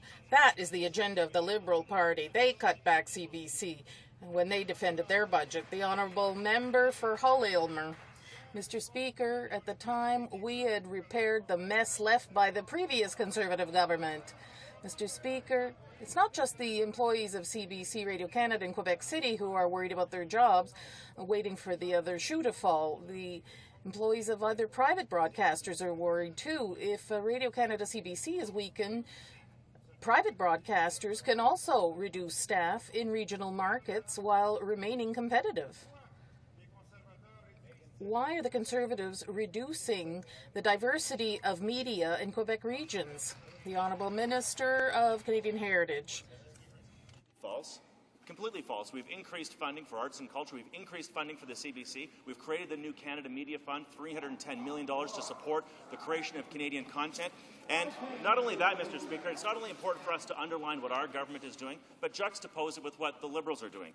Here's what somebody that this member supported once said. If the CBC were to close its doors tomorrow morning, nobody would be in the streets protesting. The Liberals don't care about the CBC. You know who said that? Former Liberal Prime Minister Jean Chrétien. The Honourable Member for Joliette. Order. In 1991, Mr. Speaker, Quebec, in good faith, harmonized its sales tax with the GST. Despite repeated demands from Quebec, all Liberal and Conservative federal governments refused to compensate Quebec, and yet the Conservatives today have agreed for electoral purposes to compensate Ontario that will receive $4.3 million. Is the minister aware of the penalty to Quebec an example this gives to the rest of Canada, whereas Ontario refused to harmonise for 19 years but is now compensated. It's a disgrace, Mr. Speaker. The Honourable Parliamentary Secretary to the Finance Minister. Disgrace is the fact that this honourable member doesn't actually understand the process of harmonized sales tax with Quebec. In fact, it did not fully adopt a harmonized sales tax, as did Ontario, as did some of the other provinces, Mr. Speaker. But the important thing to note is that this government has increased transfer payments to Quebec. We continue to increase those. We continue to increase health transfers and social transfers to all provinces, especially in Quebec, Mr. Speaker. The Honourable Member for Joliette. Mr. Speaker, on the contrary, we understand what's going on full well. Ontario will receive $4.3 billion to compensate for harmonisation with GST. And let me point out that 1/4 of that will be paid for by Quebec taxpayers. The Atlantic provinces got $250 million in '97. We expect other provinces to harmonise to profit from the Ontario deal. Only Quebec, that was a leader in this, was penalised. What is the federal government waiting for to give Quebec the $2.6 billion demanded by Quebec? The Honourable Parliamentary Secretary to the Finance Minister. Well, as a matter of fact, Mr. Speaker, Quebec retains full control over the design and applications of the Quebec sales tax. In fact, it administers the value-added tax system as well as the GST. So, Mr. Speaker, we think they were adequately compensated. But let me also remind this honourable member that federal support to Quebec has increased 37%. Wow. Mr. Speaker, we continue to support the province of Quebec and the people of Quebec. The Honourable Member for Beauharnois-Salaberry. Mr. Speaker, in addition to the compensation for harmonisation with the GST, the whole issue of fiscal imbalance remains a major point of dissent in Quebec. We're still waiting for the $1.3 billion for post-secondary education and social programs. There's a shortfall of $1 billion for equalization and $250 million for Hydro-Quebec revenue. Why is the Conservative government incapable of solving fiscal imbalance with Quebec, whereas it manages to pull $4.3 billion out of a hat to compensate Ontario? The Honourable Parliamentary Secretary to the Finance Minister. Mr. Speaker, the only shortfall appears to be the math for that honourable member, because transfers have not been cut to Quebec. Quebec's equalization and transfers are, in fact, at an all-time high. Let me give you some numbers, Mr. Speaker. Total federal support totals $17.6 billion for 09 and 10 alone. Wow. Mr. Speaker, I repeat, we respect Quebecers and we continue to support all people that are in Quebec, Mr. Speaker. The Honourable Member for Beauharnois-Salaberry. Over $6 billion is in dispute between Quebec and Ottawa, which also refuses to help the forestry sector. Meanwhile, the federal government has no trouble finding $4.3 billion to compensate Ontario and $2.7 billion to help the auto sector. Will the government acknowledge that this injustice stems from the fact that the federal government is there to defend the interests of Canada rather than the interests of Quebec? The Honourable Parliamentary Secretary to the Minister of Finance. Well, Mr. Speaker, we actually would suggest and, in fact, argue that we respect and support all Canadians, Mr. Speaker, irrespective of what province they live in. But let me continue on, Mr. Speaker. Quebec will receive $8.3 billion in equalization. I think the honourable member just said that was reduced. In fact, that's a 70% increase from the previous Liberal government. School. She needs the honourable member for Vancouver East. Mr. Speaker, during this economic crisis, the Conservative government is failing the middle class. We learned today that tens of thousands of responsible Canadians who have played by the rules, paid their bills on time, are facing foreclosure on their mortgages through no fault of their own. About 12 alternative mortgage lenders who won't renew them because capital has dried up. Why is it that under this government, a family who pays every mortgage payment on time still gets a foreclosure notice? What is this government going to do to ensure that these hard-working Canadians aren't thrown out on the streets? The Honourable Parliamentary Secretary to the Minister of Finance. Well, thank you, Mr. Speaker. In fact, this issue was in place during our pre-budget consultations, but we must remind these honourable members that the NDP party obviously either wasn't listening to their constituents or was not reflecting the concerns of their constituents. We heard this in pre-budget consultations, Mr. Speaker. That's why, in fact, we put into the budget, into our economic action plan, the extraordinary financing framework, $200 billion, that will provide capital to be able to provide funds for CMHC to take over some of these loans that are in jeopardy now. The honourable member for Timmins, James Bay. Thank you, Mr. Speaker. Well, the indifference of this Conservative government to the crisis that's facing Ontario's middle class is absolutely staggering. We've had 150,000 people thrown out of work, and they're not getting EI. People who've paid their bills in their houses are losing them. And so how does this government set out to help Ontario? Well, they paid Dalton McGuinty to harmonize a tax squeeze that is going to hit every Ontario family. Mr. Speaker, who exactly is going to benefit from this tax squeeze on the bottom lines of Ontario families? The Honourable Parliamentary Secretary to the Minister of Finance. Well, thank you, Mr. Speaker, and perhaps that honourable member should ask his Finance Minister of Ontario, because that's an Ontario decision. That's not something that should be asked in this House, Mr. Speaker. But now we're talking about budgets. Let me remind all honourable members, in our 2009 budget, we put forward an economic action plan that will, in fact, help Canadians. We had to do it on our own, Mr. Speaker. We didn't get much help from the opposition. But we put in place a plan that will increase jobs for Canadians through providing extended EI, training for them so they can retrain for new jobs for the future. Honourable member for Timmins, James Well, Mr. Bay. Speaker, I'm sure those kind of one-liners might work at the Reform Party barbecues. But the reality is they paid $4.3 billion to Dalton McGuinty to harmonize a tax. They're involved. And what's the hit? 8% more for gasoline, 8% more for home heating, 8% more for electricity. Now, this might not bother them, but it is going to hit the bottom line of every working family during the worst economic downturn since the Depression. How can this government justify aiding Dalton McGuinty's tax grab against Ontario citizens? The Honourable Parliamentary Secretary to the Minister of Finance. Did I miss something, Mr. Speaker? Is this not the House of Commons of Canada, not the Legislature of Ontario?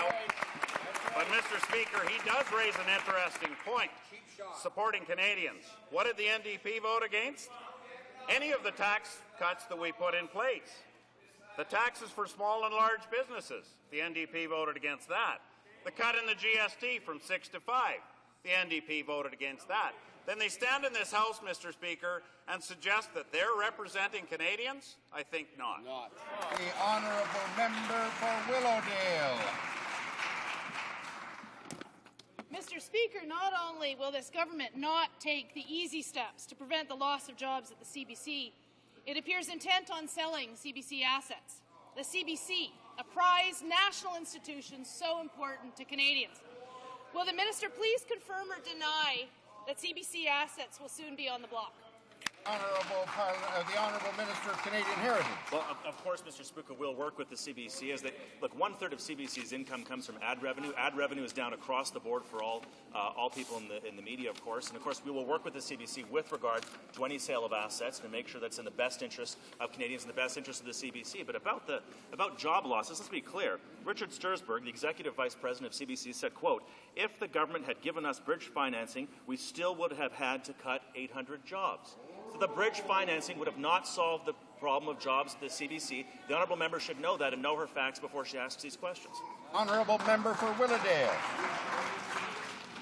The problem is that this problem didn't just arise, and this government could have extended help to the CBC sooner than this.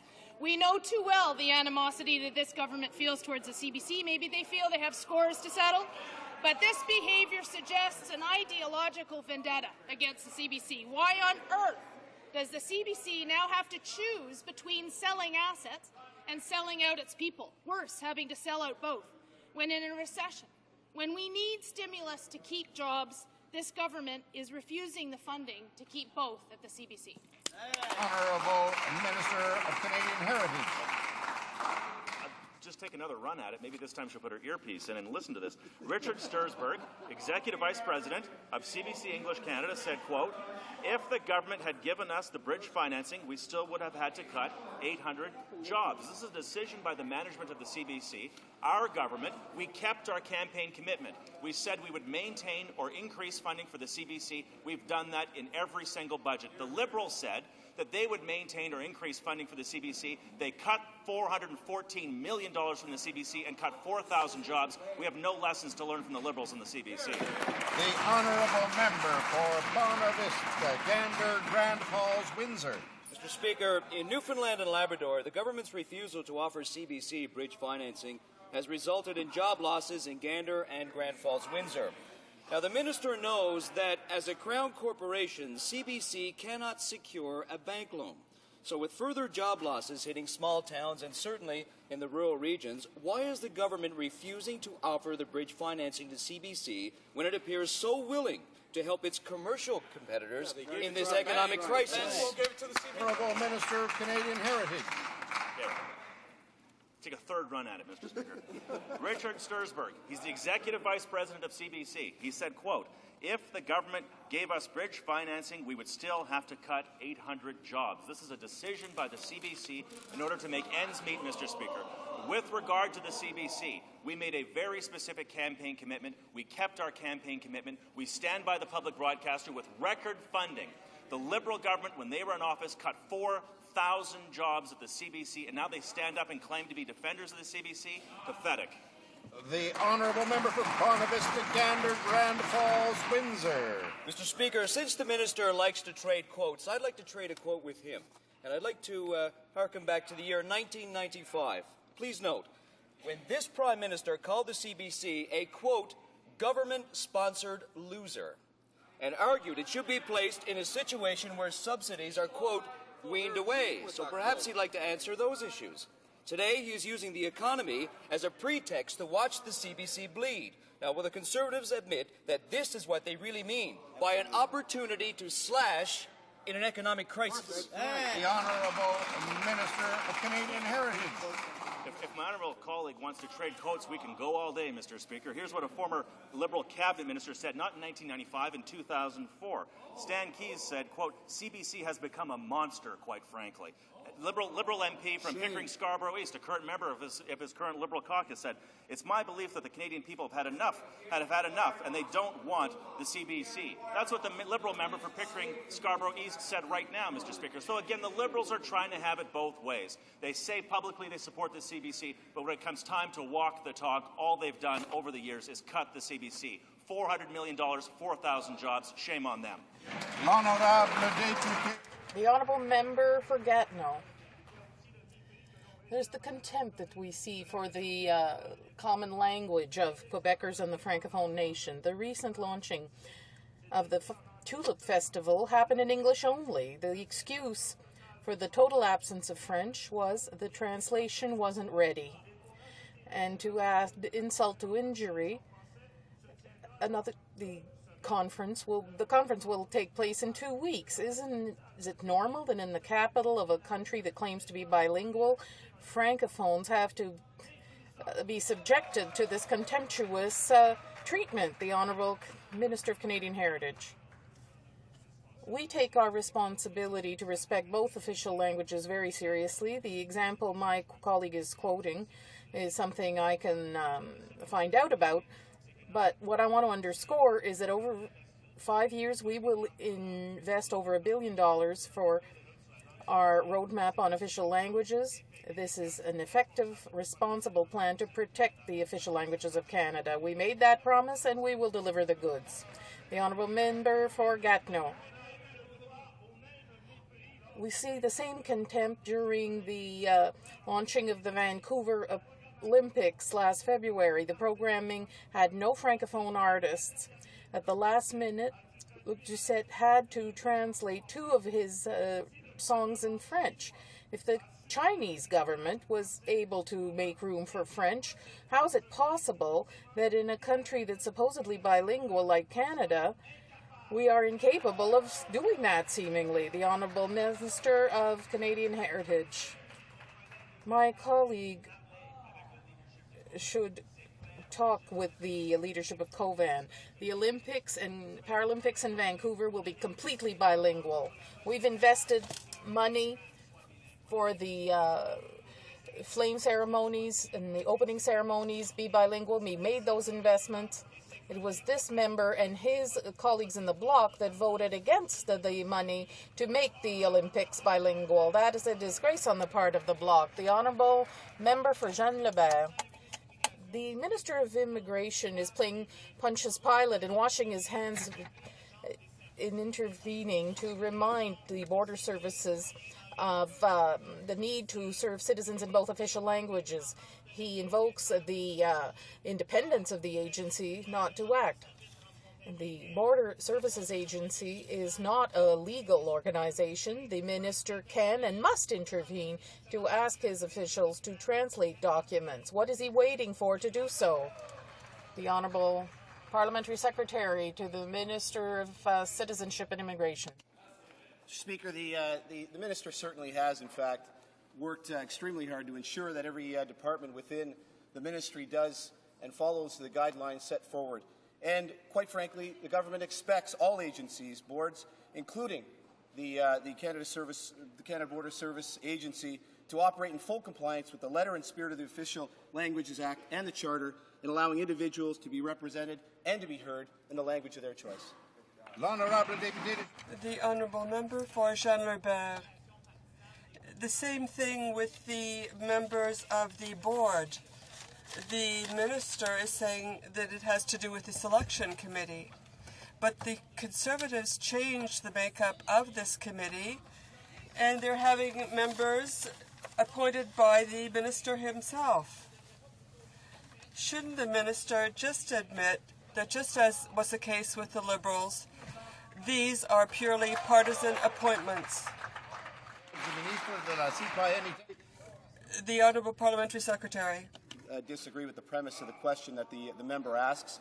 In fact, it's this government that actually changed the process of appointments and ensured that we have a process that is dealt with outside of political appointments and done through an agency that ensures that they are done correctly. At the same time, the member also indicates that these appointments are the ministers. In fact, what happens through the process is people who are qualified are appointed. In the most recent list of reappointments, 8 members that were appointed by the former government were reappointed to their positions, Mr. Speaker. The honourable member for Don Valley East. Mr. Speaker, over a month ago, I asked the Minister in the House about difficulties in accessing EI benefits. I was assured that the extra staff would be brought in to handle the increase in applications. Yesterday, I spoke to Julie, who was in tears because she had been unable to get information on her payments and to pay rent next Wednesday. People who have lost their jobs are at a risk of eviction because they cannot access EI and pay their rent. What is the minister going to say to Julie next Wednesday? The Honourable Minister of Human Resources and Skills Development. Well, thank you, Mr. Speaker. There's no question that there are a lot of people who are going through some really tough times right now thanks to this global recession. That's why, Mr. Speaker, to help them out, our EI services have been expanded. We're offering an extra 5 weeks of benefits on top of the regular benefits by extending the pilot project right across the country. And to help people like Julie, Mr. Speaker, we've extended the hours of our EI call centres to evenings and including Saturdays. And for any assistance, I suggest that Julie call Service Canada. Be easier to get through on a Saturday. And if the honourable member has continued problems, the honourable member for Random, Buren, St. George's. Mr. Speaker, in this time of economic crisis, Canadians are losing their jobs daily and facing financial hardships. Some have to choose between buying medications and feeding their families. In my riding, Kenneth from Burnt Islands waited 51 days to receive his claim. Mr. Speaker, this is simply unacceptable. Despite the minister's claim of having fixed the system, Kenneth will tell you differently. How can she continue to force people like Kenneth to choose between paying their bills and feeding their families? Honourable Minister of Human Resources and Skills Development. Well, thank you, Mr. Speaker. Mr. Speaker, we're trying to make sure we're doing everything we can so that people don't have to make those choices. We don't want them to. We understand the difficult circumstances in which they find themselves. That's why we've brought on hundreds of people to help with the EI processing. We just received authorization this week to hire hundreds more so that we can meet the challenges that are going on right now. with the huge jump in the number of claims, we want to make sure that we're doing everything possible so that people who need EI get it just as quickly as possible. The honourable member for Etobicoke North. Mr. Speaker, Justin, a student from Prince Edward Island, is now looking for a PhD program, but he will not look here in Canada. His department has advised him that this is not a good time to be undertaking social science research, as the government is now targeting certain disciplines for fellowship support. In this case, SHIRK scholarships focused on business-related degrees. Why is this government targeting Canada's best and brightest and forcing them to leave Canada? The Honourable Parliamentary Secretary. Mr. Speaker, the premise of that question is absolutely misguided, completely untrue. We are putting more money into research, more money into the social sciences, more money into all of Canada's granting councils than ever before. We're investing $5.1 billion in science and technology this year alone in Budget 2009, more than the previous government ever did. The honourable member for Etobicoke North. I think I was very clear in saying that the funding was tied to business-related degrees, for sure. Exactly. Mr. Speaker, the fastest growing occupations are now for those that require the highest levels of education. 400,000 jobs for individuals with master's or doctoral degrees between 1990 and 2004. Over the next decade, labour market demands for workers with advanced degrees may only be met with sustained immigration and significant growth in the supply of graduate students. 63% of them who come from social sciences and humanities. Why is this government compromising its future workforce? The Honourable Parliamentary Secretary to the Minister of Industry. Well, once again, Mr. Speaker, the premise of the question is entirely false. There's increased funding for social sciences degrees, in the social sciences. New investments in Budget 2009 regarding science and technology. Knowledge infrastructure program, $2 billion. Clean energy technologies, $1 billion over 5 years. Canada Foundation for Innovation, $750 million. Canada Health Infoway, $500 million. There you go. Modernize federal labs, $250 million to modernize federal labs. The Industrial Research Assistance Program, $200 million over 2 years. Mr. Speaker, this government is doing more for science and technology, more for the very people that she's talking about than their government ever did. The honourable member for South Surrey, White Rock, Cloverdale. Mr. Speaker, our government has always maintained that the last thing our economy needs is a job-killing carbon tax. Unfortunately, the Liberal Party continues to consider this irresponsible idea. The Liberal leader campaigned on it during his leadership race and vigorously defended it as a priority of a Liberal government just last fall. Can the Parliamentary Secretary to the Minister of Industry please tell this House how the Liberal leader's flawed policy ideas risk damaging Canadian industry? The Honourable Parliamentary Secretary to the Minister of Industry. Mr. Speaker, that is a really, really good question. I think the first of the day today.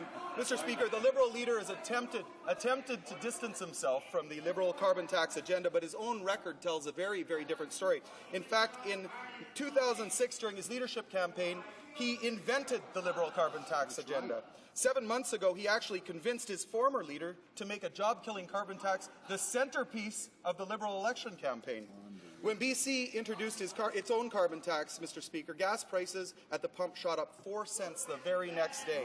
That kind of Liberal tax increase on gas and oil prices would be devastating.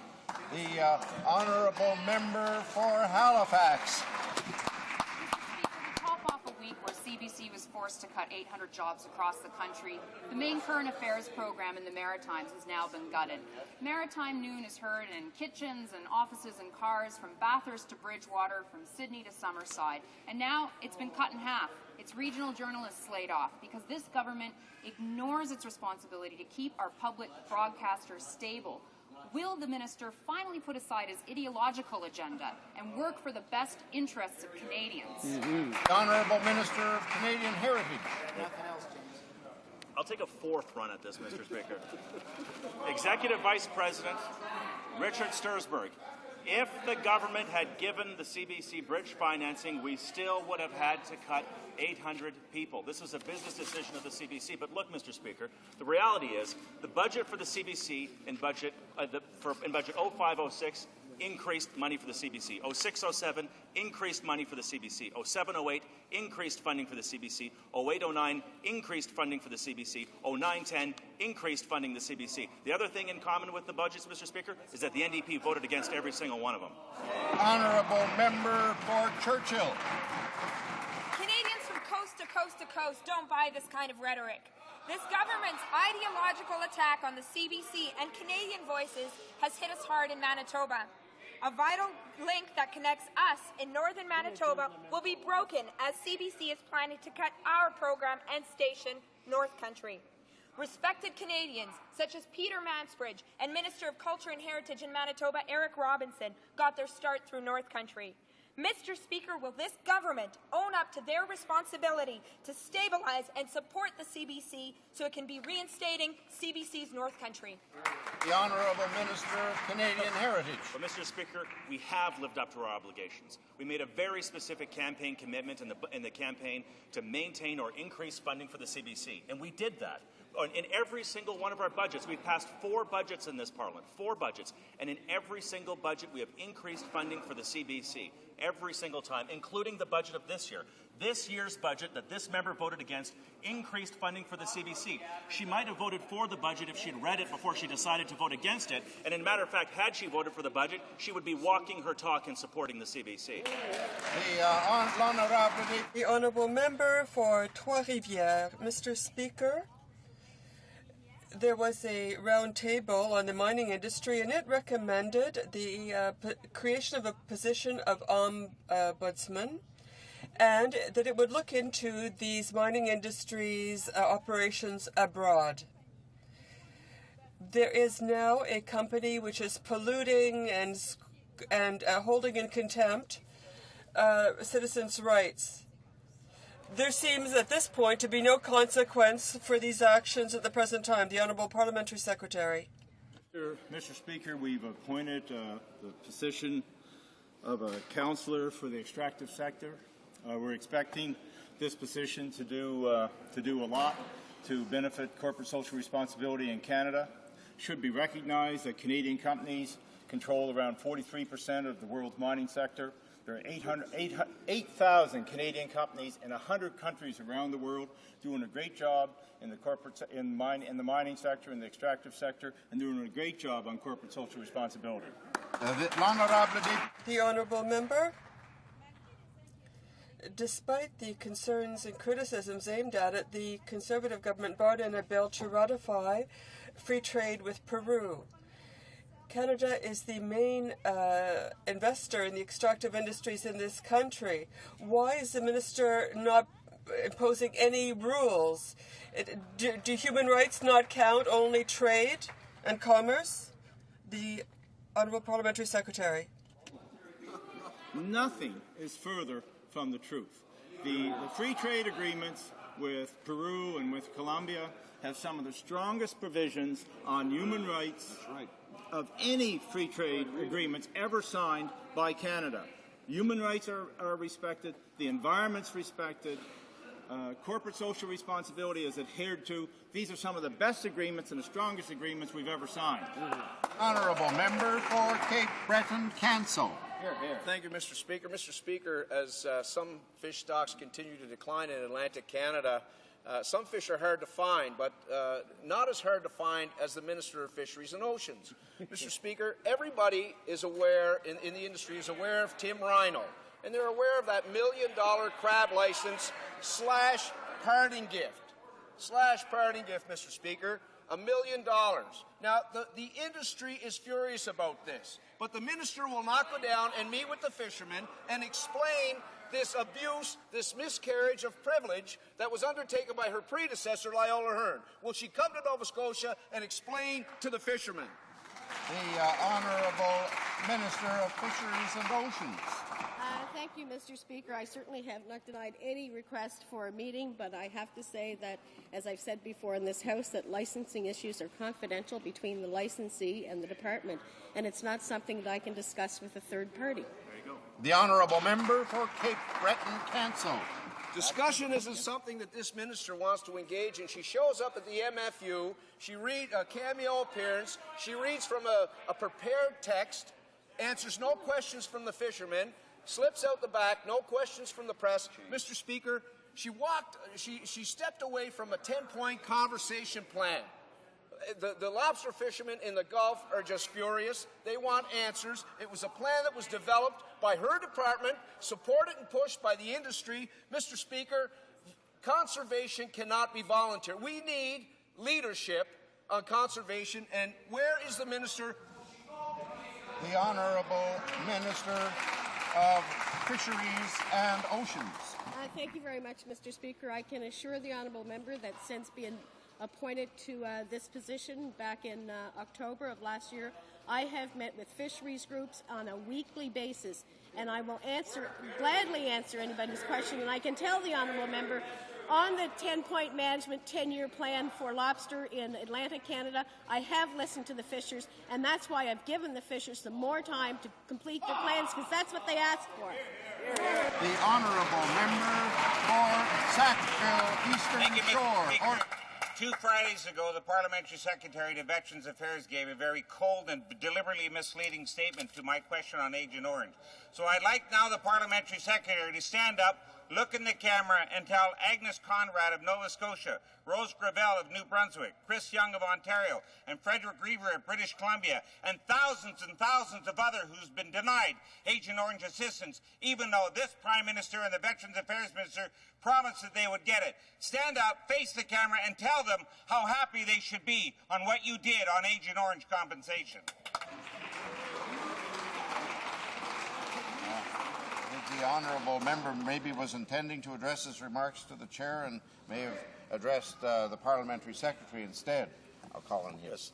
Thank you very much, Mr. Speaker, and I would like to say I thank for the question, but I am not sure the way he phrased that he was intent on getting a serious answer to what has been a most serious issue facing many Canadians that were around CFB Gagetown the years of 1966-67. The fact is, Mr. Speaker, this is 40-some years ago and has been looked at and studied. The previous Liberal government totally ignored dealing with the issue.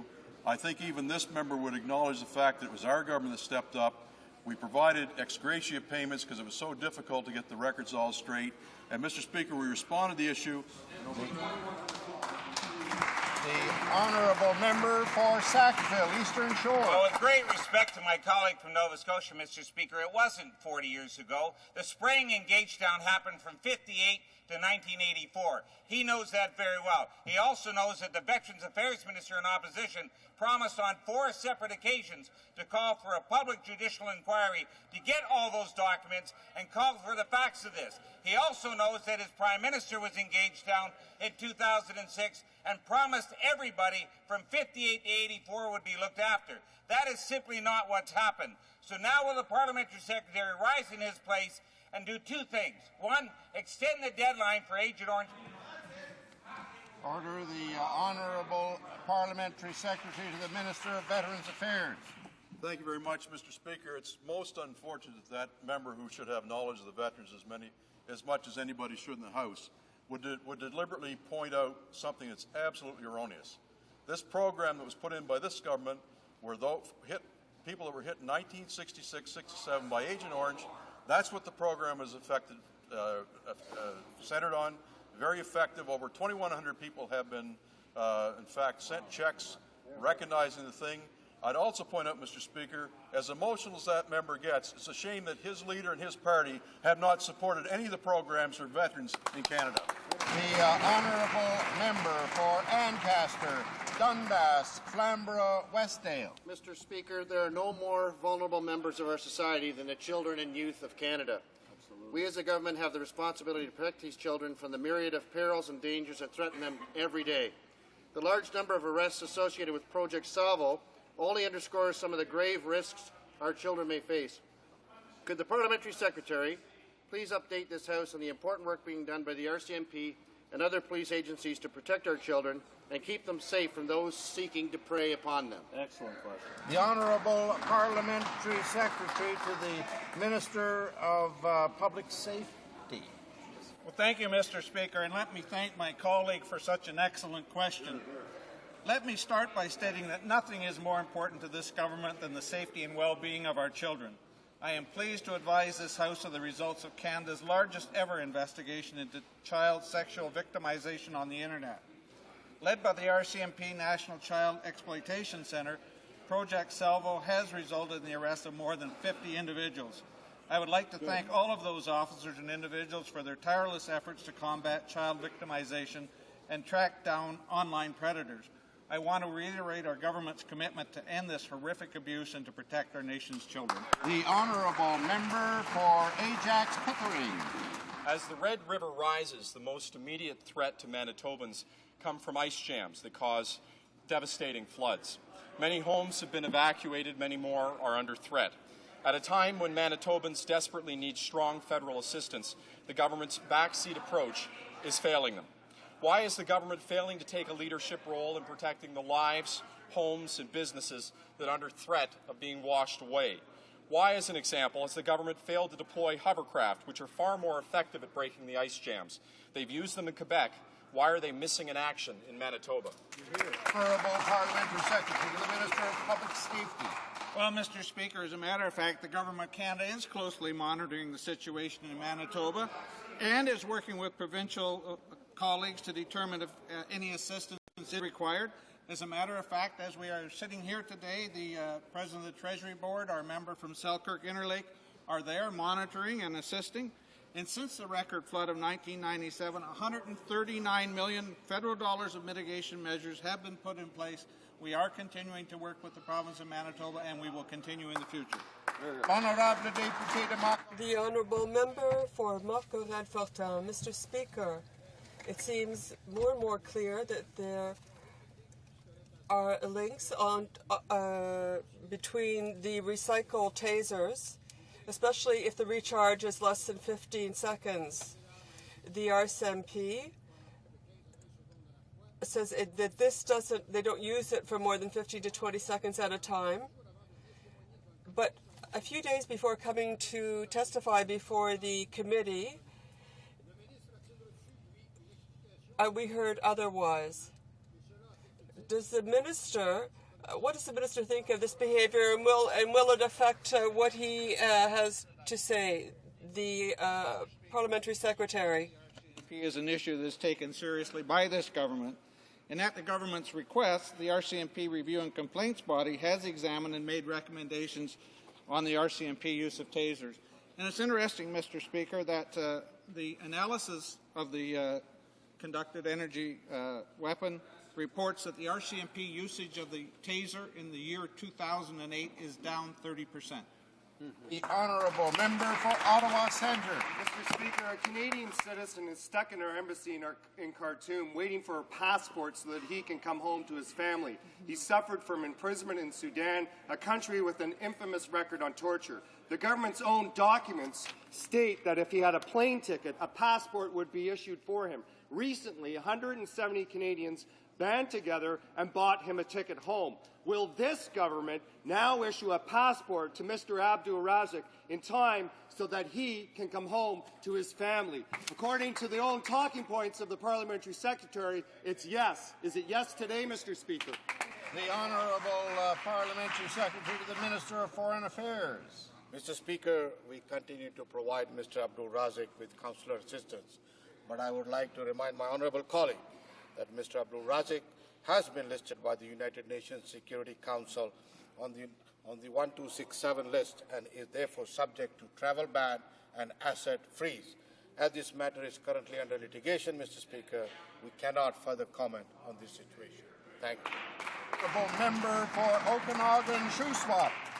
Mr. Speaker, we are all aware of the current economic situation and how it affects the demand on raw materials. We also understand that we need to work together to counteract the effects of the economic crisis. As for the forest industry, our government has implemented several measures to help this industry, workers and communities, and we will continue to work with Canadians to come out stronger in the end. Can the Parliamentary Secretary remind us of the hard work this government is doing to help the forest industry, despite the political games that the Bloc has been playing? Thank you. The Honourable Parliamentary Secretary. Monsieur le Président, je dirais honte au Bloc. Mr. Speaker, I'd say shame on the Bloc Québécois. we have $1 billion, and they voted against it. We brought in other measures, and the Bloc once again voted against it. And $3 billion as a transition fund. And what did the Bloc do? They voted no. The next time the Bloc speaks in this House, they should apologize to the people of Quebec.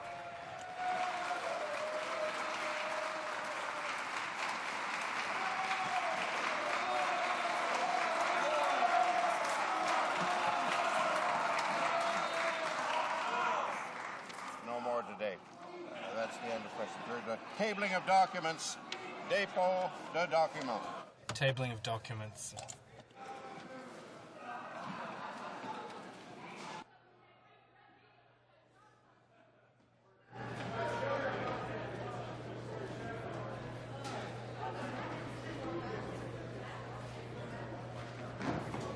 Order. Tabling of documents. The Honourable Parliamentary Secretary to the Minister of Public Safety. Well, thank you, Mr. Speaker. I have the honour to table in both official languages the 2007-2008 Annual Report on the Royal Canadian Mounted Police Pension Plan.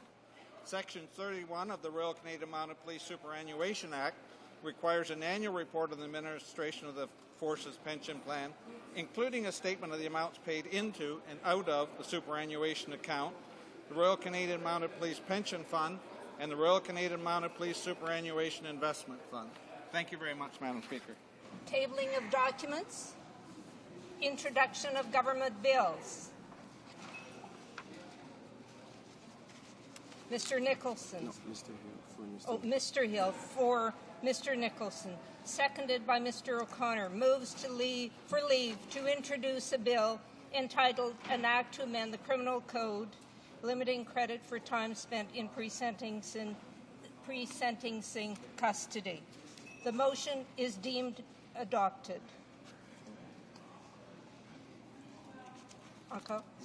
Mr. Hill, for Mr. Nicholson, seconded by Mr. O'Connor, moves that the bill be now read a first time and be printed. This motion is deemed adopted. First reading of this bill, première lecture de ce projet de loi.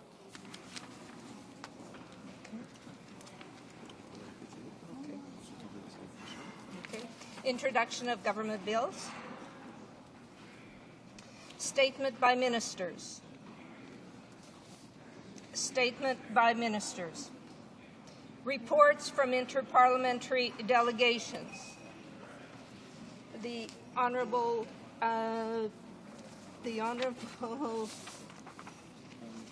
Parliamentary Secretary. Madam Speaker, pursuant to the Standing Order 34, I have the honour to present to the House reports from the Canadian branch of the Commonwealth Parliamentary Association. Two reports, actually. The 54th Commonwealth Parliamentary Conference held in Kuala Lumpur, Malaysia from August 1st to 10th, 2008, and the bilateral visit to Singapore from August 10th to 14th, 2008. And a second report, the Canadian Parliamentary Delegation to the International Parliamentary Conference on International Migration and Human Trafficking, held in London, United Kingdom from February 2nd to 6th, 2009. Reports from interparliamentary delegations. Presenting reports from committees. Presenting reports from committees. Introduction of private members' bills. Mr. Stauffer, seconded by Ms. Ashton, moves for leave to introduce a bill entitled An Act to Amend the Excise Tax Act. No GST on reading material. This motion is deemed adopted. Well, thank you very much, Madam Speaker. And Madam Speaker, in this time of concern within this country, the last thing any government should be doing is taxing educational reading materials for people to get a decent education, especially when young people are starting to read, when seniors like the activity of reading, workplace documents, Madam Speaker, people who are learning new manuals, etc., etc.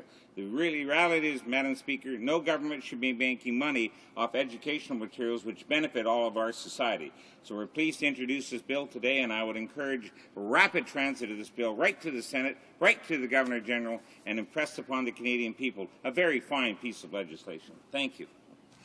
Mr. Stauffer, seconded by Ms. Ashton, moves that the bill be now read a first time and be printed.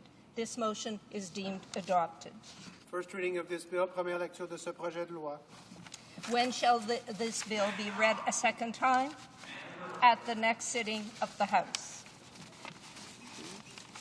Mr. Stauffer, seconded by Ms. Ashton, moves for leave to introduce a bill entitled An Act to Amend the Income Tax Act, Herbal Remedies. This motion is deemed adopted. The Honourable Member for Sackville Eastern Shore. Thank you very much, Madam Speaker. Just to let the House know that there are thousands upon thousands of Canadians who cannot take pharmaceutical sulfa-based drugs, and their doctors recommend alternative remedies for their ailments, Madam Speaker. And I, for one, and many, many others, do not believe that they should be taxed, Madam Speaker, that they should be a medical expense and be able to be deducted off their income taxes, and they should not be taxed, Madam Speaker, because fair is fair, Madam Speaker, and for those who can't take the regular sulfa-based pharmaceuticals, if these alternatives are there in order to improve their lives, then, Madam Speaker, so be it. So we're very pleased to introduce this bill to remove the tax and make it a tax deduction for people in the future. Thank you, Madam Speaker. Mr. Stauffer, seconded by Ms. Ashton, moves that the bill be now read a first time and be printed. This motion is deemed adopted. First reading of this bill, première lecture de ce projet de loi. First reading of this bill. It will be read a second time at the next sitting of the House. Mr. Lee, seconded by Mr. Tonks, moves for leave to introduce a bill entitled An Act to Establish the National Security Committee of Parliamentarians. This motion is deemed adopted. The Honourable Member for Scarborough Rouge River. Thank you, Madam Speaker. This bill is the same as the one introduced by me in the last Parliament and as Government Bill C-81 introduced in 2005. The bill would create a committee of the House and Senate in the field of security and intelligence, capable of receiving and protecting classified information in the national security envelope. This is for the purpose of better assuring accountability, effectiveness, and civil liberties. The components of this bill were proposed and agreed to by an all-party committee, a special committee which reported in 2004. The current government has told me they intend to proceed with such a bill, but so far, and it's been 3 years, they just haven't got the job done. Lee, seconded by Mr. Tonks, moves that the bill be now read a first time and be printed. This motion is deemed adopted. First reading of this bill, première lecture de ce projet de loi. First reading of this bill. Be read a second time at the next sitting of the House. First reading of Senate public bills. Motions. Motions. Presenting petitions. The Honourable Member from Okanagan-Shuswap. Thank you, Madam Speaker. I have a petition signed by 116 of my constituents from Okanagan-Shuswap calling on Parliament to press publicly for an urgent review of NATO's nuclear weapons policies. The petitioners request that all NATO states fulfill their international obligations under the NPT to negotiate and conclude an agreement for the elimination of nuclear weapons and reliance on them within NATO's strategic concept. Thank you, Madam Speaker. Presenting petitions. The Honourable Member from Burnaby Douglas. Thank you, Madam Speaker. I have two petitions to present this afternoon. This petition is signed by many residents of Greater Vancouver, of Metro Vancouver, including some from my constituency of Burnaby Douglas. And they're calling on the government to support a universal declaration on animal welfare. They point out that there is a scientific consensus and public acknowledgement that animals feel pain and can suffer, and they call on the government to do all it can to prevent animal cruelty and reduce animal suffering. They note that 1 billion people around the world rely on animals for their livelihoods and companionship. And they also note that often in times of natural disasters, little attention is paid to the needs of animals and their importance to humans in that context. So they are calling on Canada to participate in discussions and to support a universal declaration on animal welfare. This other petition, Madam Speaker, is signed by over approximately 165 residents of British Columbia, including people from Metro Vancouver, from Victoria, and from the interior. They're very concerned about the Canada-Colombia trade deal, and they note that violence against workers and members of civil society by paramilitaries in Colombia who are associated with government has been ongoing, that more than 2,200 trade unionists have been murdered since 1991, as well as other violence committed against Indigenous people, Afro-Colombians, human rights activists, workers, farmers, labor leaders, and journalists.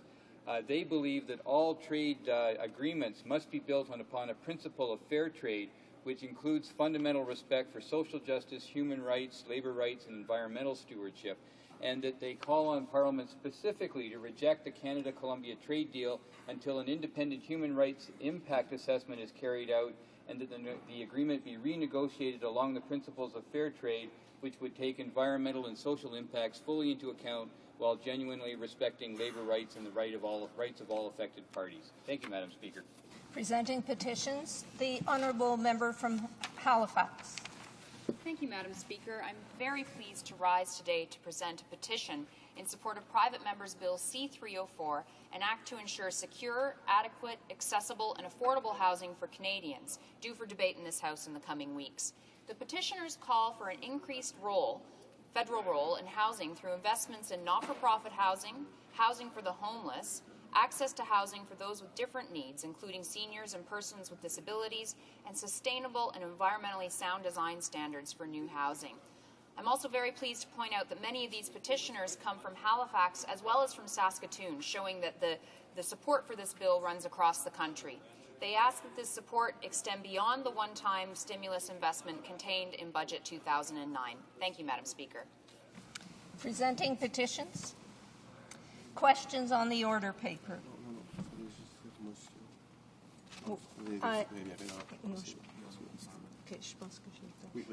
On the order paper, apologies. The Parliamentary Secretary to the Government House Leader. Thank you, Madam Speaker. Madam Speaker, the following questions will be answered today, questions Q55 and Q57. Furthermore, Madam Speaker, if questions Q54 and Q56 could be made orders for returns, these returns would be tabled immediately. Is it the pleasure of the House that questions number 54 and 56 be made in order for return and that they be tabled immediately? Agreed? Agreed, and so ordered. Madam Speaker, lastly, I ask that all remaining questions be allowed to stand. Agreed? Agreed, so ordered. Orders of the day.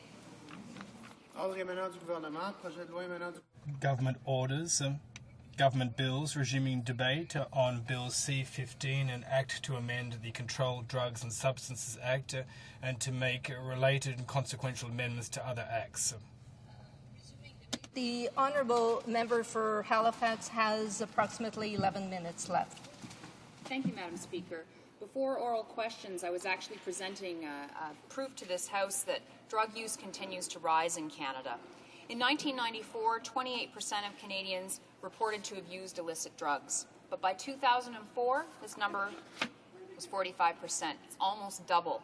This is what happens when a government isn't smart on crime. Madam Speaker, I had the pleasure of visiting the Salvation Army Booth Centre in Halifax last week. The Booth Centre offers addiction and rehabilitation services in both Halifax, Nova Scotia and St. John, New Brunswick. Their services include group therapy, individual counseling, and classes in life skills and relapse prevention. The centre includes a homeless shelter for men that offers hot meals and personal supports to the men. Robert Lundgren, the Assistant Executive Director, gave me a tour of the centre, and during our tour I saw quite a few familiar faces. One familiar face was a man with whom I had worked to help find housing back at Dallegalay when I was working there. He had been referred to me by the Booth Centre since he was in the drug counseling program and he was looking to move out of the shelter and into affordable, safe housing of his own. I was so pleased to see him. He was at the Booth Centre not because he hadn't gotten through the program, not because he had relapsed, not because he had fallen off the wagon, but in fact he was there as a volunteer. He was clean and he was giving back to his community. I joined Mr. Lundergan for lunch with some of his colleagues at the centre, and over lunch I had the distinct pleasure of meeting Rick MacDonald. Rick had himself come through the rehabilitation program. He had been homeless and addicted, and he was now clean, and he was employed as an addictions counselor himself, offering the supports and strengths to men who are currently in the situation that Rick would manage to get out of. We talked about the work of the centre, and I raised the fact that Bill C-15 would be debated in this honourable House, and he was quite interested to hear about it. I started telling him about the changes to the minimum sentences, and he cut me off and he asked, "Is there any money for treatment in this bill?" And I said no. And he asked me, "What about money for supportive housing?" And I had to say no. He told me, "It's not going to work. We need treatment and we need housing. We need supportive housing." This is what he said to me. He told me about how he hits the streets as part of his job. He looks for men who are addicted and who are homeless, hiding in the nooks and crannies of Halifax that we've all forgotten about. He finds men living under bridges and in the bushes, and he checks on them to see if they're okay. To see if they're okay and to see if they're ready to take the first step toward dealing with their addictions, getting housed and getting into treatment. Madam Speaker, if this government was serious about their war on drugs, they would support us in our call for a national housing strategy. My colleague from Vancouver East has introduced Private Members Bill C-304, an act to ensure secure, adequate, accessible, and affordable housing for Canadians, and it's due for second reading on April 2nd. This bill would legislate this government to develop a national housing strategy, one that would consider investments in not-for-profit housing, in housing for the homeless, housing that's sustainable and environmental, and access to housing for those with different needs, including seniors and persons with disabilities. That includes supportive housing, Madam Speaker, supportive housing that Rick knows is vital to getting the men he works with off drugs, out of the cycle of crime and violence, and the jail that they find themselves in. If passed, Bill C-304 would tie together Canada's current patchwork of homelessness and housing initiatives, and it would mandate the government to create a plan that is effective and comprehensive. I talked about this housing bill at the Booth Centre, and they asked for a copy. And they asked me, is there a petition about this bill? These people are staff at an addictions and rehabilitation centre, and they were getting excited about a bill about housing because they understood what a positive impact a national housing strategy would have on the work that they do, fighting against the stranglehold that drugs have on their friends. Since my election in this honourable House this past October, less than 6 months ago, Madam Speaker, I have seen time and time again examples like this, where the community gets the problem, the community gets the solutions, but the government gets neither. The government thinks that throwing people in jail is the solution. Prison's going to fix everything. This is great federal leadership. It's tough on crime. But it will be the provincial police forces, courts, legal aid and treatment centres that will bear the greatest burden of cost for the initiatives under this bill. Craig Jones from the John Howard Society has said, the feds will crack down on crime, but it's the provinces that will be punished. With 12 of the 24 proposed mandatory sentences under two-year duration, it will be the provincial prison populations that continue to grow. HIV and AIDS advocates worry about the growing rate of infection in overcrowded prisons already. The BC Government and Services Employees Union has spoken out publicly about this issue, saying that Canada's prisons are overcrowded and, quote, boiling over with violence, end quote. And the costs of this approach are remarkable, Madam Speaker. The annual average cost of incarcerating an individual male in Canada is about $74,000 at the minimum security level and over $110,000 at the maximum security level. That's $110,000 a year, Madam Speaker, for each person who's scooped up by these mandatory minimums. Yet we don't see any money in this bill that will go towards ensuring that people don't end up in jail in the first place. This isn't being smart on crime, Madam Speaker. It's smoke and mirrors. And Madam Speaker, I feel it necessary to point out that in 2005, the Conservatives promised 1,000 additional RCMP and 2,500 additional municipal police officers, which they have failed to deliver. So if this bill isn't smart on crime, Madam Speaker, what would that bill look like? Well, how about this? An overall coordinated strategy focused on gangs and organized crime, an improved witness protection program, more resources for prosecution and enforcement. Toughen proceeds of crime legislation. More officers on the street, as promised by the Conservatives but not yet delivered, and better and more prevention programs to divert youth at risk. This approach is smart on crime, Madam Speaker, and this is the approach that the NDP is calling for. In 2002, the House Special Committee on Non-Medical Use of Drugs, the Officer of the Auditor General, and the Senate Committee made a call for how to deal with the drug situation in Canada. Their recommendations were strengthened leadership, coordination, and accountability with dedicated resources, enhanced data collection to set measurable objectives, and finally, increased emphasis on prevention, treatment, and rehabilitation. They all seem to get it, Madam Speaker. We all seem to get it, all of us, except for this government. In conclusion, Madam Speaker, C-15 increases the already imbalanced and overfunded enforcement approach to drug use in Canada without reducing crime rates or drug use. It's an oversimplification of drug use in Canada and targets street-level users and small-time traffickers. It does not address the problems of violent or organized crime. Conservatives are taking Canada in the wrong direction. It's a direction that's expensive, has no effect on drug use, and it will only increase the prison population, creating a whole new set of problems with overpopulation, health, safety, and crime problems within the prison system. Canada must have a balanced approach to drug use. The four-pillar approach: prevention, treatment, harm reduction, and enforcement. This has been successful in Europe, and it's being adopted by big city mayors right here in Canada. And that, Madam Speaker, is what we call being smart on crime. Thank you. Questions and comments? The Honourable Member from Dartmouth, Cole Harbour. Thank you, Madam Speaker. I listened to my colleagues' comments. I thought they were very good. We may have some issues on specifically how our different parties are dealing with this bill, but I suspect that we would share the same belief that we should be doing more to look at the causes of crime, the causes of addiction, the causes of what you might call the social ills of society. She comes from an area that's very close to mine, and last week we had a meeting with poverty advocates in my constituency, and I know that she's done some work in this area. And I would think that rather than investing in more prisons, if you really want to make a difference in the streets of Halifax, you'd invest in Phoenix youth programs, you'd invest in Lang House, you'd invest in the North End Community Clinic, you'd invest in Boys and Girls Clubs, you'd invest in things that will help to really provide a solid foundation. I'd like to ask her specifically, it may not seem directly related to this bill, but I think it is, and that's in the area of childcare and the impact that early learning and childcare could have in making sure that kids get off to a better start and don't find themselves in trouble with the law.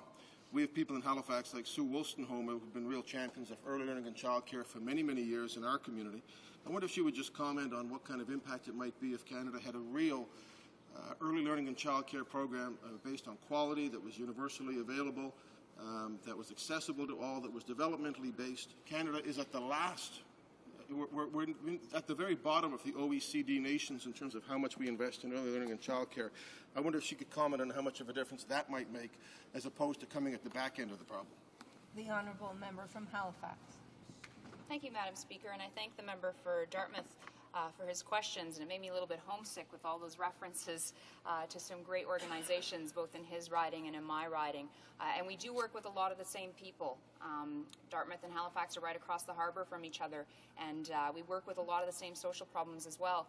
And I agree with this member absolutely about early learning and childcare. Again, if we go back to the four pillars of prevention, treatment, harm reduction, and enforcement, that's clearly prevention. I would want to separate the two because I do strongly believe that early learning is quite different than childcare. There's such amazing things we can do with our kids from 0 to 5.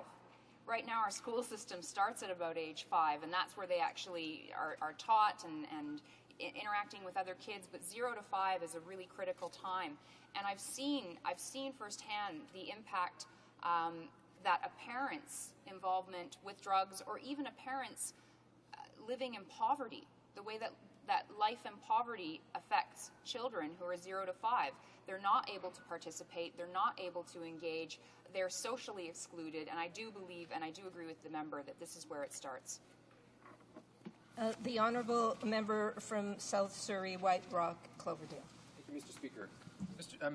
Madam Speaker, I heard the honourable member from Halifax say before the break that whether or not we move certain drugs from Schedule 3 to Schedule 1 isn't something most Canadians concern themselves with.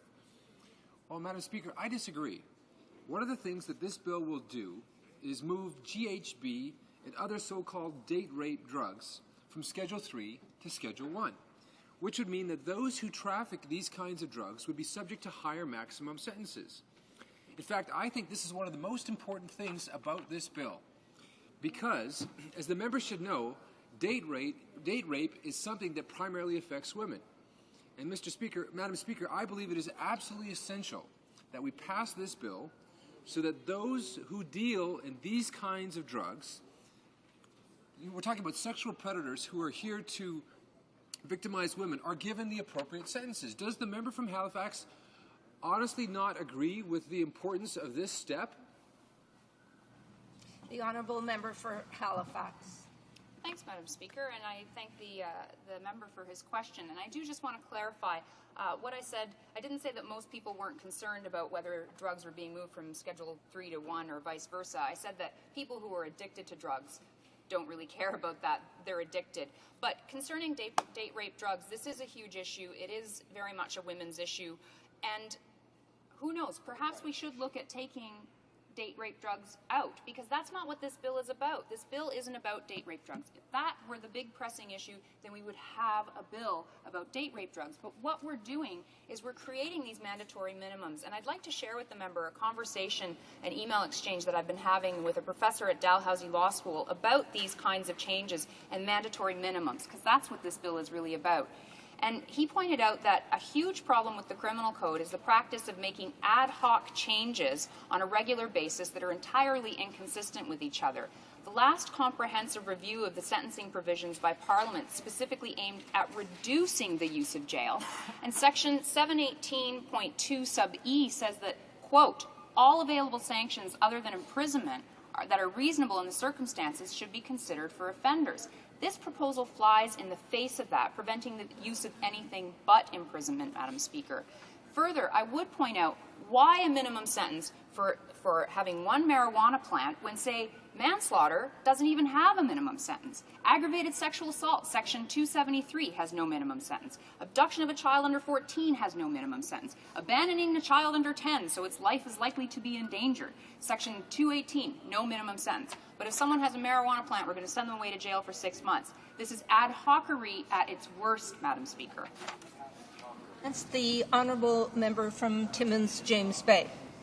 Madam Speaker, well, when we are looking at the drug problems in our region, right now the major drug problem is OxyContin.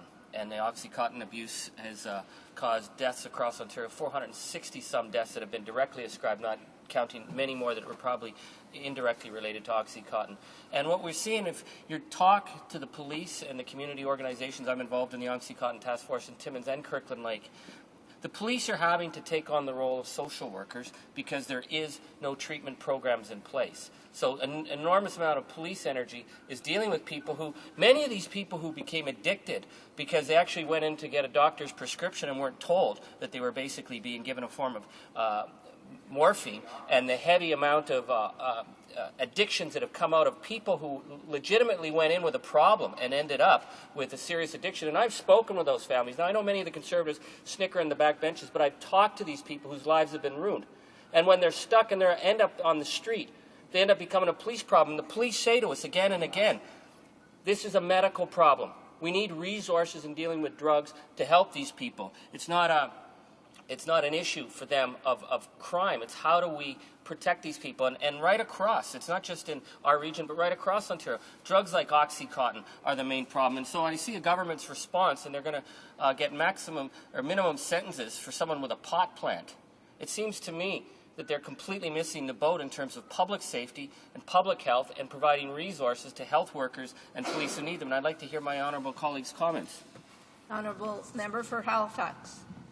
I'd like to thank the member for Timmins, James Bay, for his question, and also like to thank him for the wonderful advocacy that he's doing in his riding. My hometown is Kirkland Lake, Ontario, which is in his riding, and I hear so many great stories from my family about the wonderful advocacy he's doing there. His story certainly rings true in Halifax as well. OxyContin isn't as big an issue in Halifax, but we certainly have an issue with it in Cape Breton, and we do have a lot of other drugs in Halifax. And when he said in particular that police officers are forced to be social workers, that resonated so much with me as a legal aid worker. I would have people come in saying, I need to stay housed. I'm having a problem with my landlord. Can you help me? And I would try, and I would say, okay, you're late on rent. I'm going to call your landlord. We're going to negotiate a settlement. We'll go to residential tenancies. We'll make up a payment plan. And often clients wouldn't be able to keep that payment plan. And they'd come back and they'd say, I screwed up. I didn't pay this. I don't know what to do. I'm going to be evicted. And so we'd redraft the plan. What are we going to do? And it was this constant redrafting of the plan. Obviously, something was up. And when we would talk, it would come out that this client had addictions, and they were on a waiting list for treatment. So while I'm doing my best to work within the legal system to try and help them stay housed, the thing that is the biggest enemy is not the landlord. The thing that is the biggest enemy is not even the client. It's the drugs. It's the addiction. So we're in a situation where your legal aid worker is forced to become a social worker. What do I know about helping people kick their habits? Not much. But this is what we need to do. We need to look at prevention, and we need to look at treatment. Thank you, Madam Speaker. Resuming debate, the honourable member from Burnaby Douglas. Thank you, Madam Speaker, and I'm pleased to have this opportunity to participate in this debate this afternoon on Bill C-15, which is an act to amend the Controlled Drug and Substances Act. This is very similar legislation to legislation that was introduced in the last Parliament, Bill C-26. And as we know, the early call of the election ended the life of that bill. It died on the order paper. And if it was as crucial as Conservatives would have us believe, I wonder why we went to that early election, and they had a mandate for 4 years, given their own legislation, but they chose to prorogue that Parliament and go to an election. So we could have dealt with this already in Parliament here in Canada. Madam Speaker, this bill, and we've heard a lot about it today, really is about establishing mandatory minimum sentences for a whole range of drug crimes. And that's one of the controversial aspects of this legislation. We've heard from many folks in the debate already about the problems associated with establishing mandatory minimum sentences. We've heard the member from Halifax explain that having one marijuana plant could lead to a mandatory minimum sentence of 6 months in prison under this legislation. These are the kinds of things that this bill is establishing. There's been some conversation this afternoon about the aspect of the bill that deals with date rape drugs, and I know that currently under the criminal code, date rape drugs are already treated very seriously.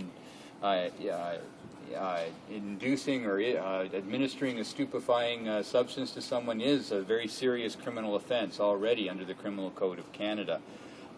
So I think that issue kind of misses the point about this legislation. This is really about establishing mandatory minimum sentences on a whole range of drug crimes. Well, Madam Speaker, we know very clearly from the experience, primarily from the United States, but even some of our own, that mandatory minimum sentences don't work. They don't work to reduce drug addiction. They don't work to make our communities safer.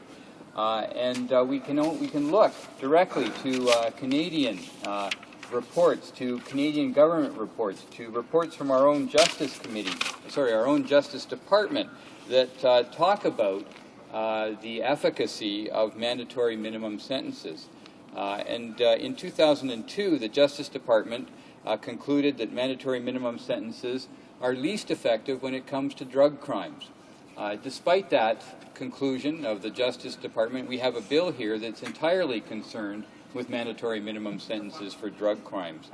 What the report specifically said, and I quote, is that mandatory minimum sentences do not appear to influence drug consumption or drug-related crime in any measurable way. A variety of research methods concludes that treatment-based approaches are more cost-effective than lengthy prison terms. Mandatory minimum sentences are blunt instruments that fail to distinguish between low and high level, as well as hardcore versus transient drug dealers. And that's from the report Mandatory Minimum Penalties, Their Effects on Crime, Sentencing Disparities, and Justice System Expenditures. And it was done in 2002. So that's advice from our own Department of Justice on the issue of mandatory minimum sentences, specifically when it comes to drug crimes. And I think we need to pay attention to that advice, Madam Speaker. We've seen as well in other jurisdictions, in the United States, some of which got very heavily into mandatory minimum sentences. Michigan, California were two states that did that, and they've backed away. Michigan, in particular, had very harsh anti-drug laws, very harsh drug laws, some of them harshest in the United States. And they included quite a number of mandatory minimum sentences for almost all drug offenses. Well, in 2004, Michigan started to back away from that and repeal those provisions because they found it wasn't working, it wasn't solving the problems, and it was creating other problems for that state. California has repealed mandatory minimum sentences for minor drug offenses, and in fact they're also now considering regulating marijuana, so moving in a completely different direction from mandatory minimum sentencing. Delaware and Massachusetts are also reviewing legislation around mandatory minimum sentences because they too have noticed that these kinds of mandatory minimum sentence regimes have not helped those states deal with the social impacts of drug use, addictions. They haven't helped with the criminal aspects of the problem either. Madam Speaker, one of the things that's contemplated in this legislation are drug courts, and we know that that there are concerns about drug courts. One of the problems with drug courts is that coercive treatment or mandatory treatment is often very ineffective. You can't force somebody into treatment unless they're prepared to go, unless they've made that personal commitment to that process. We know that sometimes in drug courts people will agree to a treatment program as a way of avoiding jail time, and that again isn't exactly the most effective way of going into a treatment program. You have to be there because you want to get better. You want to deal with the health implications of your addiction, and so that's a very difficult issue to deal with. So we want to be careful about drug courts. I think there is some value in courts that have particular expertise in dealing with drug issues, dealing with addictions issues, those kinds of things, and we want to make sure that our courts have those specialized skills.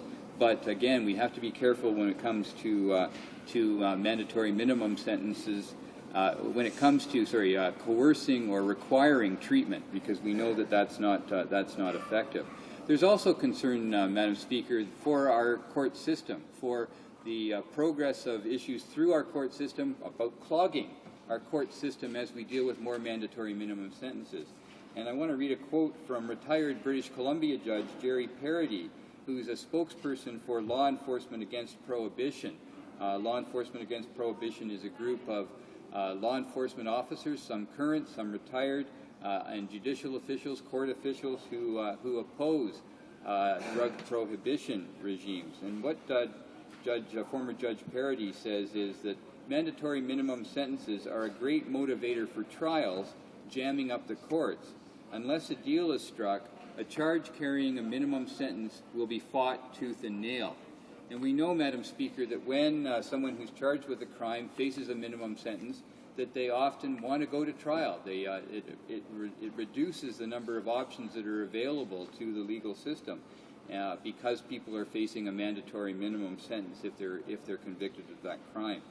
We know that most of our courts are in crisis, that the delays are long, and that there is a growing concern about the course of justice in that system. And so anything that further jams up our courts, we need to consider very, very carefully. And so there is concern that this legislation will do that as well.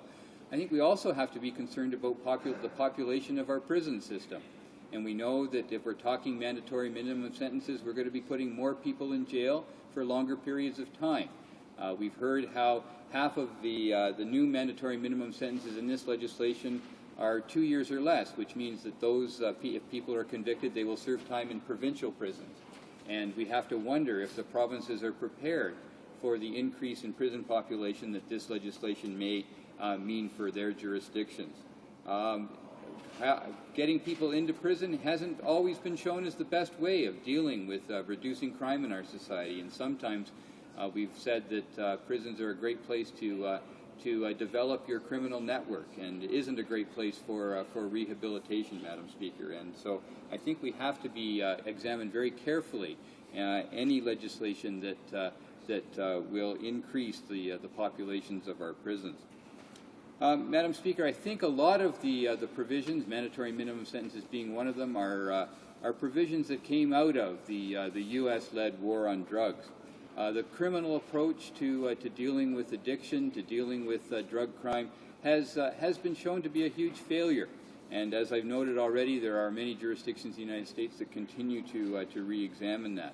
We need instead an approach that deals with drug issues and addiction issues as a health issue, and to make sure that people have available to them the medical attention they need, the treatment that they need to deal with their addictions. And I think that if we put as many resources into that as we do into enforcement, we would see some very positive results for our society and for people who are our neighbors, friends, and family members. We need to pay more attention to that. We've heard how 73% of federal funding and funding related to the drug issue goes into enforcement work, and much lower levels go into treatment, into prevention, into harm reduction. And it is a very clear indication of the bias of our government when it comes to how to deal with issues related to drug use. And I think I agree with others who have spoken that we need to turn those statistics around and make sure that we value each of those four pillars related to how to more appropriately deal with drugs and drug addiction in our society. We need to fund those other pillars equally as well as we do enforcement. We've put, the federal government has chosen to put all of its eggs in the enforcement basket, and we haven't seen the effective returns on that expenditure. Madam Speaker, there are many people who are coming to question the whole question, the drug prohibition regime that we're under. I want to read a letter that, or a quote from a letter that I found as I was researching for this. It's from it was written by the directing attorney of prisoner legal services in the city and county of San Francisco's sheriff's office, a woman named Carol Ruth Silver, and it's actually taken from her letter of resignation. And what she said in her letter of resignation, which she tendered back on the 30th of January of this year, she said, and I quote, "I found myself having to bite my tongue in talking to some prisoners about their charges, at least half of them with non-violent drug charges. I find it difficult to discuss the financial or child custody problems of a prisoner when I cannot look them in the eye and justify their being in jail.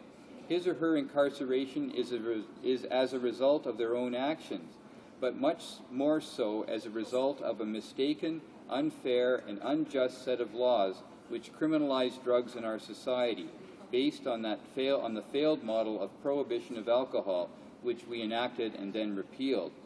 Each of such prisoners is in our jail only because of our bad politics of drug regulation. It is this set of policies which is the most direct cause of the continued excessive incarceration rates in the U.S." And that's the end of the quote.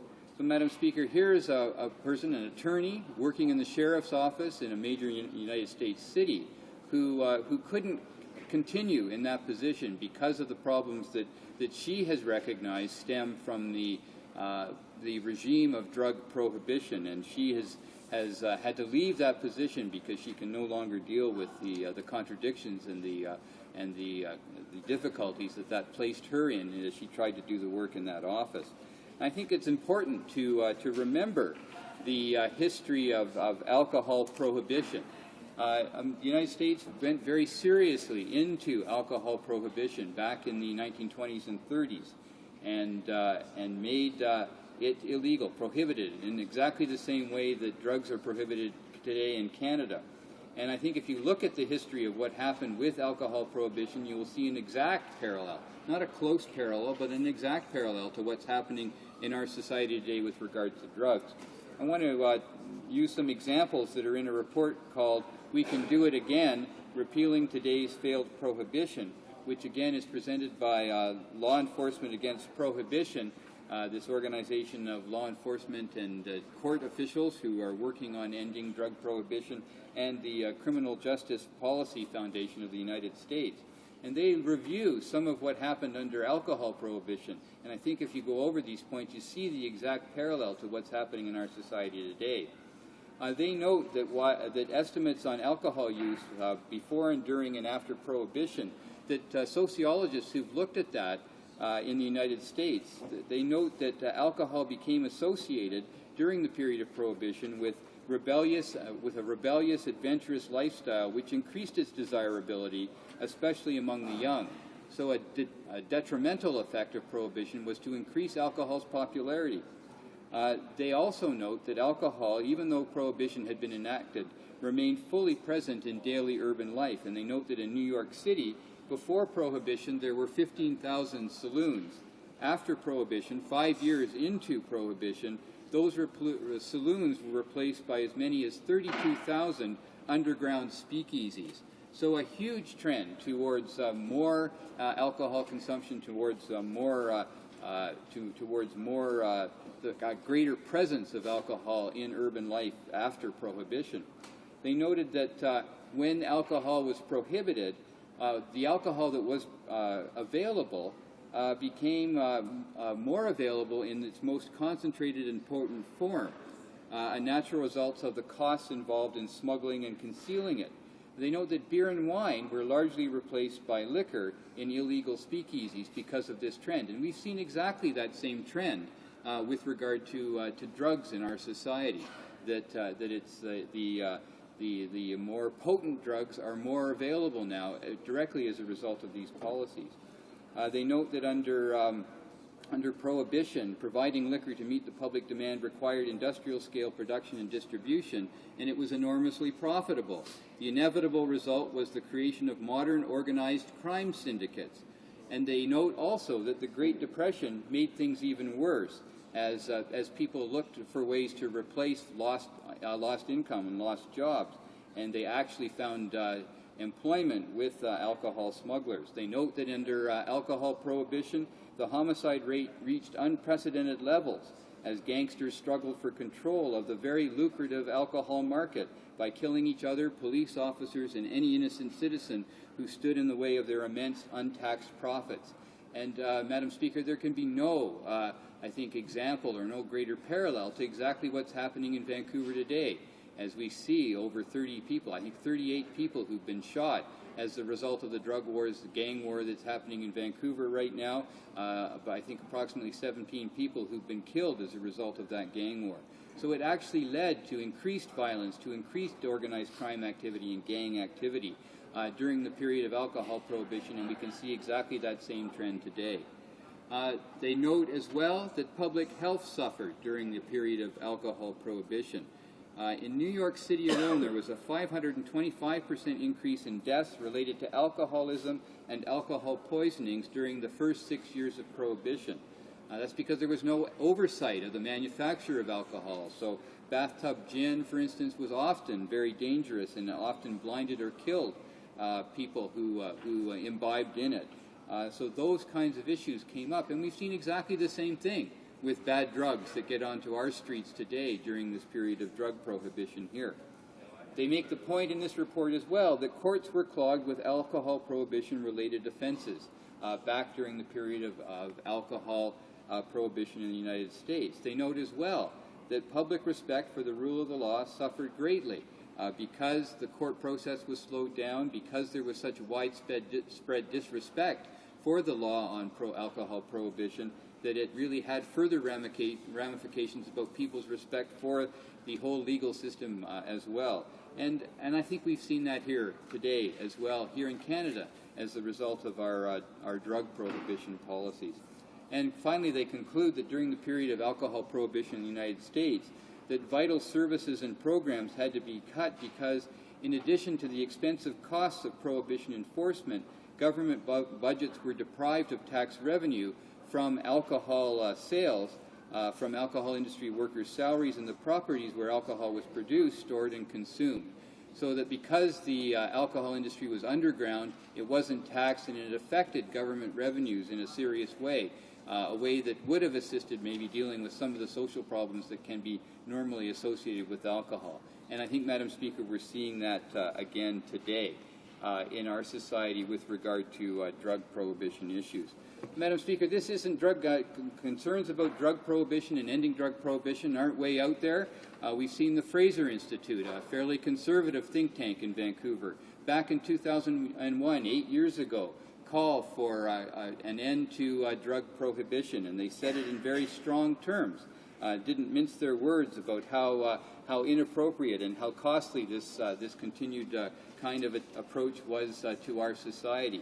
We've also seen the Health Officers Council of British Columbia call for a major social initiative around coming up with better drug policies, drug regulation policies, because we're not talking about removing all regulations from drugs. We know that there still needs to be a regulatory regime in place, but an appropriate one. And so the health officers of British Columbia have also raised concerns about drug prohibition as a strict policy and have said that we need to face the health implications and get on with coming up with a better regulatory regime in Canada. Madam Speaker, I don't believe this bill is a step in that direction. That's the way we need to go, and look forward to seeing our society fully engage that kind of process in the very near future. The time has passed when we should be working on these issues in a very serious way.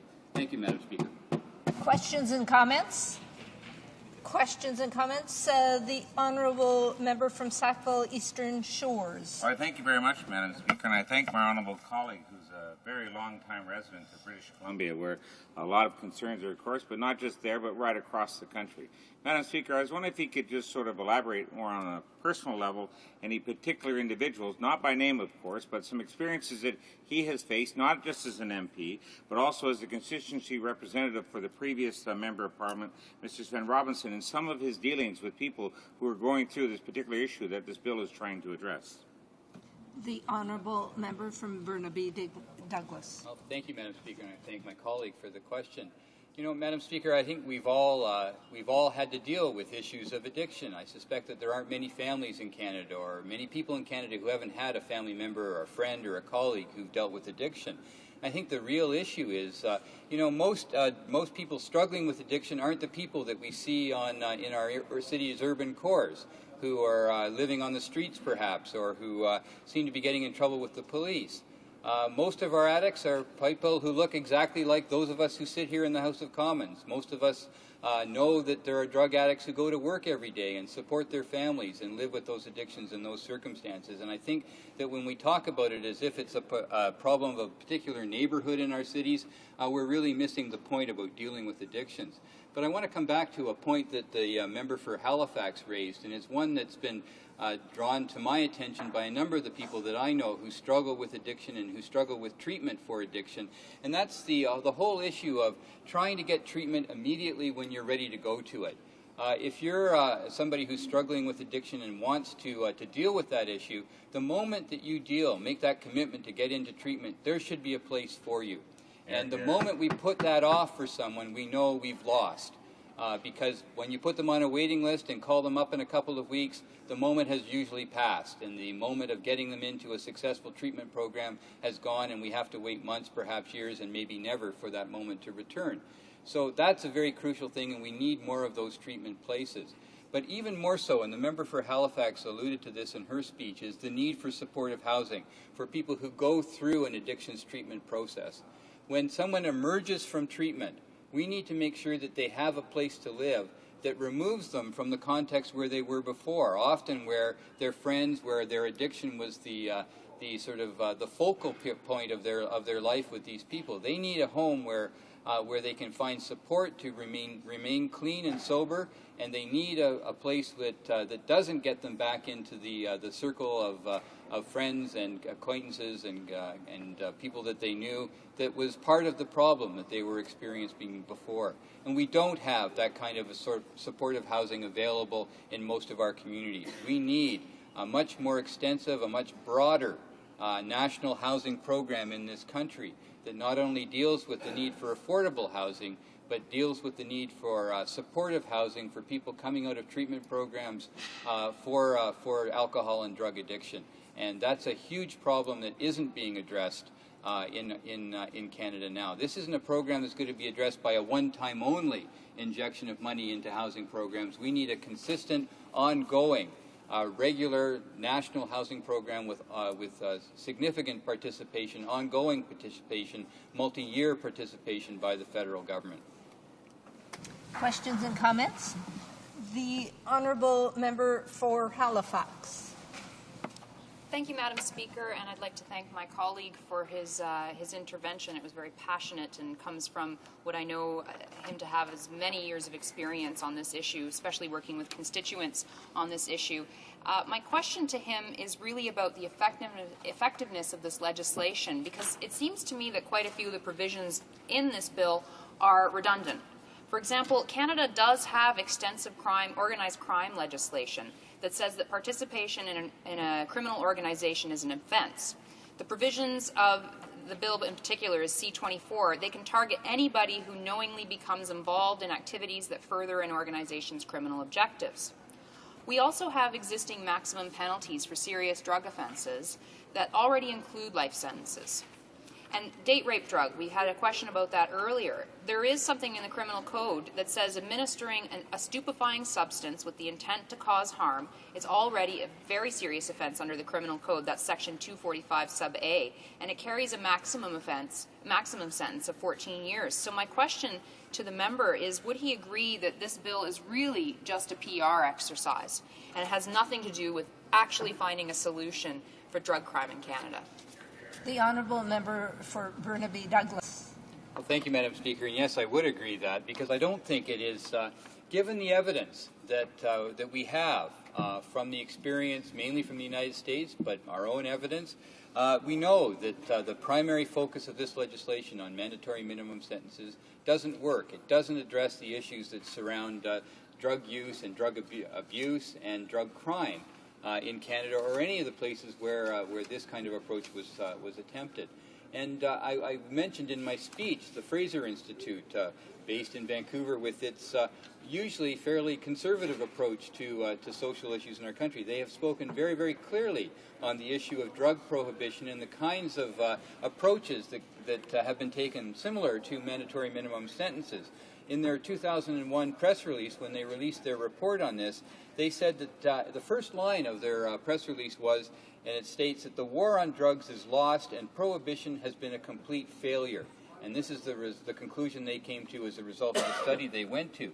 The press release goes on to say later, and I quote, "Canadian governments, federal and provincial, have seldom given serious thought to drug policy, preferring instead to follow whatever variation on failure is being proposed during the latest crisis. This thinking has only served to enrich organized crime, corrupt governments and law enforcement officials, spread diseases such as HIV, hinder health care, and feed into an ever-growing law enforcement and penal industry," said Fred McMahon, director of the Fraser Institute Social Affairs Center. Madam Speaker, I think this is an organization that often the Conservatives look to for ideas, for support for some of their plans. And they've been very, very critical of drug prohibition, very clearly critical of governments that pursue the old ideas, that pursue ideas that have been proven to be ineffective. The Fraser Institute went on to say that drug prohibition reflects our failure to learn from history. Drug prohibition causes crime. Drug prohibition corrupts police officers. Drug prohibition violates civil liberties and individual rights. Drug prohibition throws good money after bad. And drug prohibition weakens at times, even destroys families, neighborhoods, and communities. I mean, these are incredibly strong words, Madam Speaker, coming from the Fraser Institute about the kinds of solutions that are being proposed in Bill C-15 that's before us today. We really need to come together as a society and learn from the history that we have, learn from our own experiences, the experiences of people that we know and we care about and that we love, and learn from the experiences of other jurisdictions that this is the wrong way to continue. And we need to make sure that that we are brave as a nation. Sometimes people say, well, we can't do that because the Americans are so invested in this war on drugs. Well, I think there are opportunities to take a different path from the United States. I think our American friends have often shown that they respect us for our ideas and for the solutions that we try to put forward as a society, don't try to make us back away from ideas that we have, and often admire us for those attempts and for those policies that we put in place that are in fact different from their own approaches. And the reality is that many jurisdictions in the United States and many Americans also know that the war on drugs has been a failure, that drug prohibition has been a failure. And Madam Speaker, we can't ignore as well that our support, continued support for drug prohibition, causes problems in other countries. And many people have talked about the links to the kind of drug wars that go on in a country like Mexico or go on in countries in South America, do have links to our own domestic policies here in Canada, where this whole drug prohibition regime really does make it more difficult for those countries to find solutions that restore peace and harmony in their communities and in their countries. We need to examine our complicity in those drug wars that are happening in other countries as well. Resuming debate, the honourable member from Scarborough Rouge River. Yes, I recognize the member for Sackville Eastern Shores on a point of order. Madam Speaker, during question period, I believe I used the word deliberately misleading in a question that I had towards the parliamentary secretary. I wish to retract the word deliberately and apologize to the chair for using that word, although I'll just stop it right there, Madam Speaker. I do apologize to the House for using that term. Thank you. That's been noted. The honourable member for Scarborough Rouge River. Thank you, Madam Speaker. And we're debating Bill C-15, and I want to assure colleagues that it's my intention to wrap up my remarks before the end of the period 4 debate here today. Firstly, I have to say that as one member of the House, I am personally very disappointed in the recent evolution of the government's or criminal sentencing policy as put forward by the government. I think that some of the policy changes have been harmless. I don't think they're going to be effective, and much of it has to do with posturing and pretense and political stage play that I don't think is going to bring about many results at all.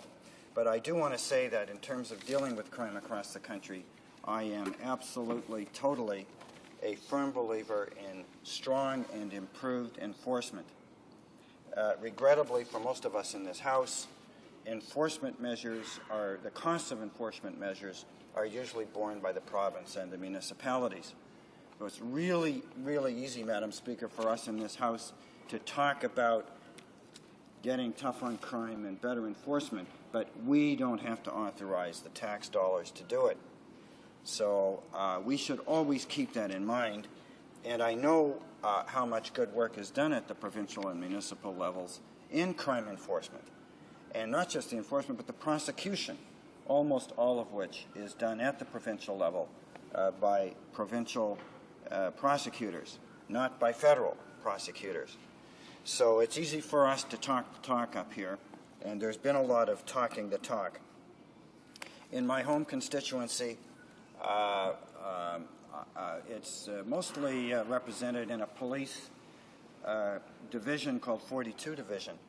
And a few years back, I know for some reason I never really understood. I think I did understand it at the time. There was a bit of a reputation that the area I represent had some kind of a crime problem. And there were some incidents that were high profile. But as a result of looking at the thing in the cool light of day and of excellent police enforcement, which did focus on a gang problem, this particular division, 42 Division in Toronto, now has the lowest crime rates in the city, the lowest in Toronto. Toronto itself in the terms of list of Canadian cities with their crime rates, Toronto's number 19. So while crime is ever present, and it has been since the beginning of time, not just in this country, I think a lot of communities are making progress. Some have challenges. But there's no point in mentioning particular communities and maligning them, because every one of those communities has or should have the tools available to deal with those challenges of crime.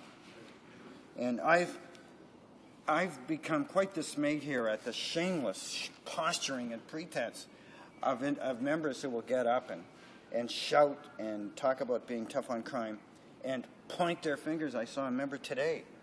There's my finger pointing. I saw a member today on the Conservative side rise in this House and stand and point his finger aggressively at a member of the New Democratic Party as if she had done anything wrong.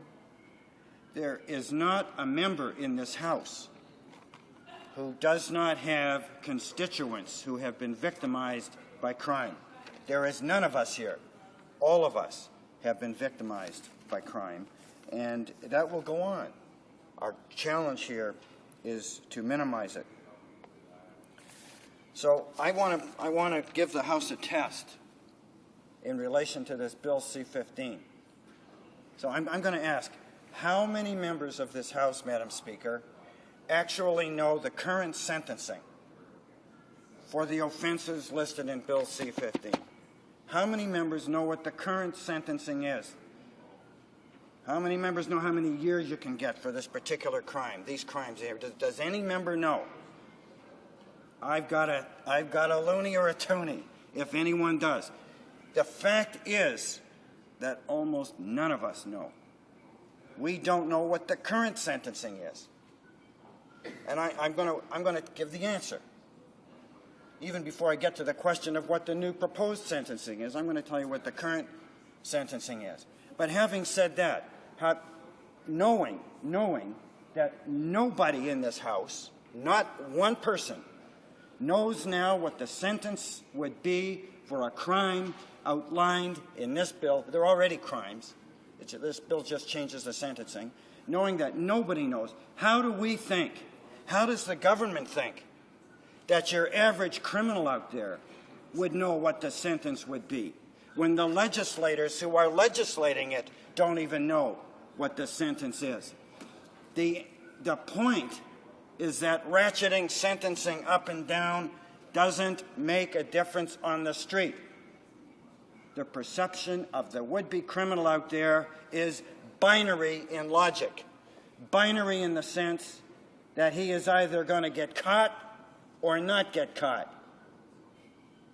The criminal, the would-be criminal, doesn't take a lot of time to do the sentencing mathematics. And why would he or she take the time when we in this House, who are passing a bill dealing with sentencing, don't even know what the current sentence is? So now I'm going to give the answer. I'm going to give the answer. Section 1 of this bill deals with crimes in relation to trafficking and distribution of drugs, illegal drugs. Do we know what the sentence is now for conviction for that? Already in the Controlled Drugs and Substances Act, the sentence, Madam Speaker, is life in prison. That's the current sentence envelope, life in prison. And do you know what the big, tough move that's proposed by the government in this bill is? The big, tough on crime move is to say that there will be a minimum sentence of 1 year. Of 1 year. This is the big, tough move. We've taken a sentence of life in prison available to a judge and added in a 1 year minimum. This is really going to have an impact on the street, Madam Speaker. All those would-be drug pushers out there are going to be shaking in their boots. The fact is, they don't care. They don't care about our laws. They wouldn't be breaking them in the first place if they did. What does Section 2 of the bill do? What's the existing sentence for a crime under Section 2? Well, there it is. Life in prison. We already have a life in prison sentence for Section 2. What has the government added in? They want to add a minimum 1 year. I think I've made my point on that. I could go further, but I want to direct members' attention to Section 8 of the bill. Section 8. It is a new section, and it is this. If a person is charged and convicted of any of these crimes for which life in prison is a potential sentence, up to life in prison, can't go beyond that. We don't hang people anymore. If a person is convicted, then essentially Section 8 requires the Attorney General to ask permission. And it says the court is not required to impose a minimum punishment. This provision is being proposed by the government that is pretending to be really, really tough. In a vacuum, the court is not required to impose a minimum punishment unless it is satisfied that the offender, before entering a plea, was notified of the possible imposition of a minimum punishment for the offense in question, and of the Attorney General's intention to prove any factors in relation to the offense that would lead to the imposition of the 1 year minimum sentence. So how many prosecutors out there are, when there's a life sentence available, the whole spectrum of imprisonment available for a conviction, how many of them are going to take the time to give the notice, the required notice, and generate all of this evidence necessary to address the factors in sentencing that would be necessary to impose the minimum sentence? Very few. There might be a case, and I would agree that in the context of enforcement and prosecution, where there was a particular offender with a record, a long record, an offender clearly operating within the infrastructure of organized crime, that such a notice would or could or should be given. The reason why this provision is there, Madam Speaker, is that there are, for better or for worse, Charter of Rights and Freedoms constraints on how we apply the criminal law and how we follow through on our due process. And that's why, and I'm happy the provision is there, and I'm really not mocking it, but what I am suggesting is that in the face of this staged drama of this government, staged drama, that somehow there's this great war against crime and they are leading it with stupid sentencing, that somehow no one else in the House cares about it and no one else has a plan. And Section 8, if they were on, I'd love to hear a government member get up and talk about the importance of Section 8 of the bill. It's an important section dealing with the application of these sentencing provisions. But I can tell you again, and I'll close my remarks shortly, Madam Speaker, but I just want to say again that I don't think there's a criminal in this country or in the universe that is going to take 1 second of their busy criminal life to sit down and read and study Section 8 or Section 1 or Section 2 or any part of the criminal code. They don't get around to reading anything until the day they call their lawyer after they've been busted. That's when they begin to do the sentence math or allow the lawyer to do it for them. So I want my remarks here. I want to be clear. I stand with everybody else in this House, on both sides of the House, who want to be effective and smart in dealing with, in helping our communities deal with the crime challenges, realizing that they do the enforcement, they do the prosecution, and we don't. and this big, bold government here, which knows full well that they don't spend a nickel in enforcement, on policing. It's the provinces and municipalities. They know it's a great drama, a staged political drama. I'll stop there, Madam Speaker. Thank you. Questions and comments? Now is the time for questions and comments. The Honourable Member for Cape Breton Council. Thank you very much, Madam Speaker. And I continue in my 9 years here. Each time I'm in the chamber and my honourable colleague has an opportunity to speak on crime bills or proposed crime legislation, it's like a university lecture. He is that well read in this area and certainly holds the respect of all members. The Minister for Infrastructure, I know, is a big fan of his and has gestured that in the last presentation. Mr. Speaker, or Madam Speaker, one of the major concerns that many communities are facing, and certainly my own community is facing, is the problem with prescription drugs. And there's nothing in this legislation about prescription drugs. And we see, we talk about organized crime, we see that this is very much an organized effort on the part of very unscrupulous people within communities. But it's the dealing of the Oxycontins and the Percodins and these prescription drugs that are ruining lives, that are tearing families apart. There's nothing in the legislation here, but does he see the merit in at least the government? These are causing horrific outcomes in many communities. Just the trafficking of prescription drugs, and I would very much would appreciate and respect the comments by my colleague.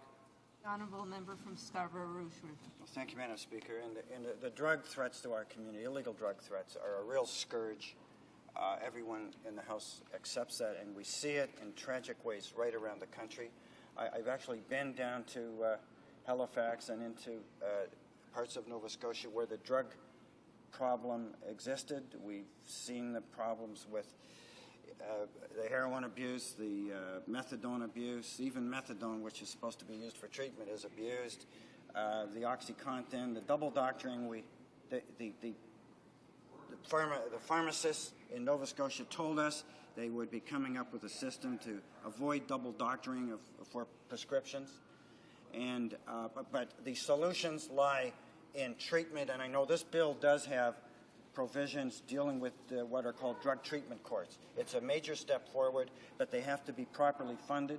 Federally, we can help with this. Provincially, they've got to help fund the drug treatment courts. Municipally, it has to be coordinated with policing, but there can be progress made, and we all have to take responsibility for the leakage of addictive drugs into our societies, to those who are addicted. Questions and comments? Questions et commentaires? Questions and comments. The Honourable Member for Laval. Thank you, Madam Speaker. I also listened attentively to what my colleague had to say, and I appreciated his comments and his presentation. Now, in light of what he said, Madam Speaker, I'd like to know if he believes that with respect to all the Conservative programs put forward, that they are in fact just a suite of solutions that will not actually achieve anything. Yeah, as I mentioned in my remarks, I appreciate the question from the member. I think by now most of us have recognized among the Conservative government's policies a relentless pursuit of hot-button issues. Hot-button issues. So if crime is a problem in a particular community, the Conservatives will focus on that and hold out that they have a solution. And it probably goes beyond the area of the field of crime. And they're all politicians, and we are too. The point is that since they're politicians, we can see it. We understand it. I hope Canadians understand it, that a simplistic response to a social problem just doesn't work. And what they're proposing, I mean, it's not all bad things that are being proposed, but the bulk of it is focused at a hot-button response which may end up costing the taxpayer more in the long run and doesn't really address the problem. Good answer, Bert. Questions et commentaires? Questions and comments? Resuming debate. House ready for the question. The question is as follows. Mr. Nicholson, seconded by Mr. Tays, moved that Bill C-15, an act to amend the Controlled Drugs and Substances Act and to make related and consequential amendments to other acts, be now read a second time and referred to the Standing Committee on Justice and Human Rights. Plaît-il à la Chambre d'adopter? Is it the pleasure of the House to adopt the motion? On division? On division? Okay, on division. D'accord. Agreed. Second reading of this bill, deuxième lecture de ce projet de loi. Second reading of this bill.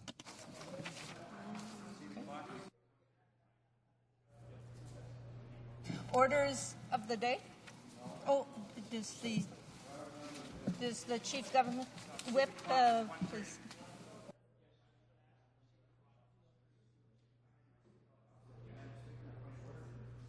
I recognize the member from Scarborough, Bruce River. Thank you, Madam Speaker. I'm quite sure you'll find a unanimous consent in the House to see the clock is 1:30. We can see the clock from here. Is there agreement to see the clock? So be it. Okay.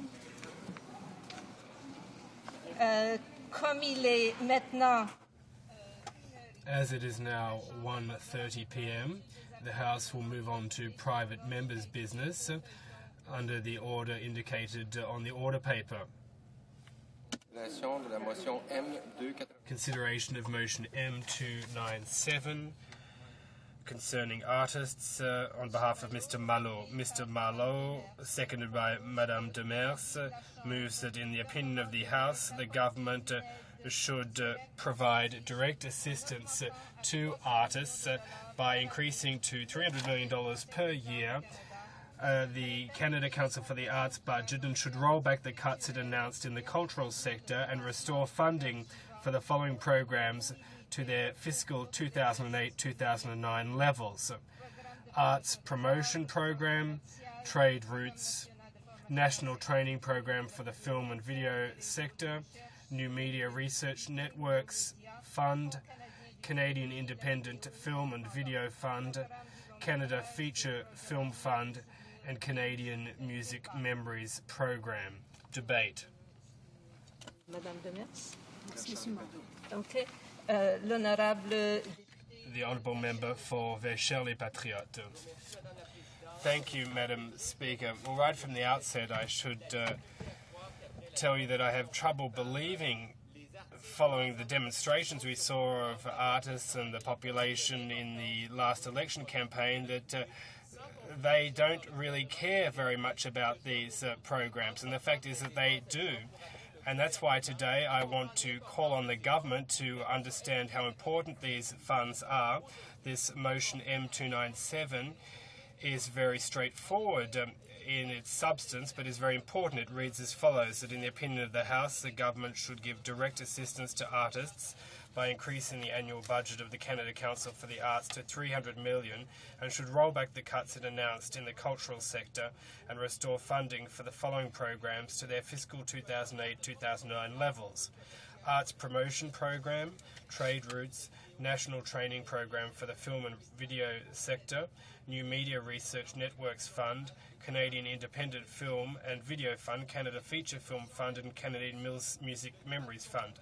I'm moving this motion because we need to continue with this debate that the Conservatives were trying to avoid. We know that it was in the middle of summer and everyone was more interested in barbecues than these cutbacks, but these cutbacks were announced on the department's website. Why in the middle of the summer?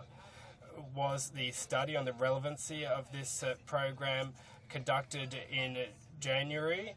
I don't think so. Why was this announcement made when everyone was on vacation in their country homes, rather than paying attention to current events? Perhaps they wanted this to go unnoticed.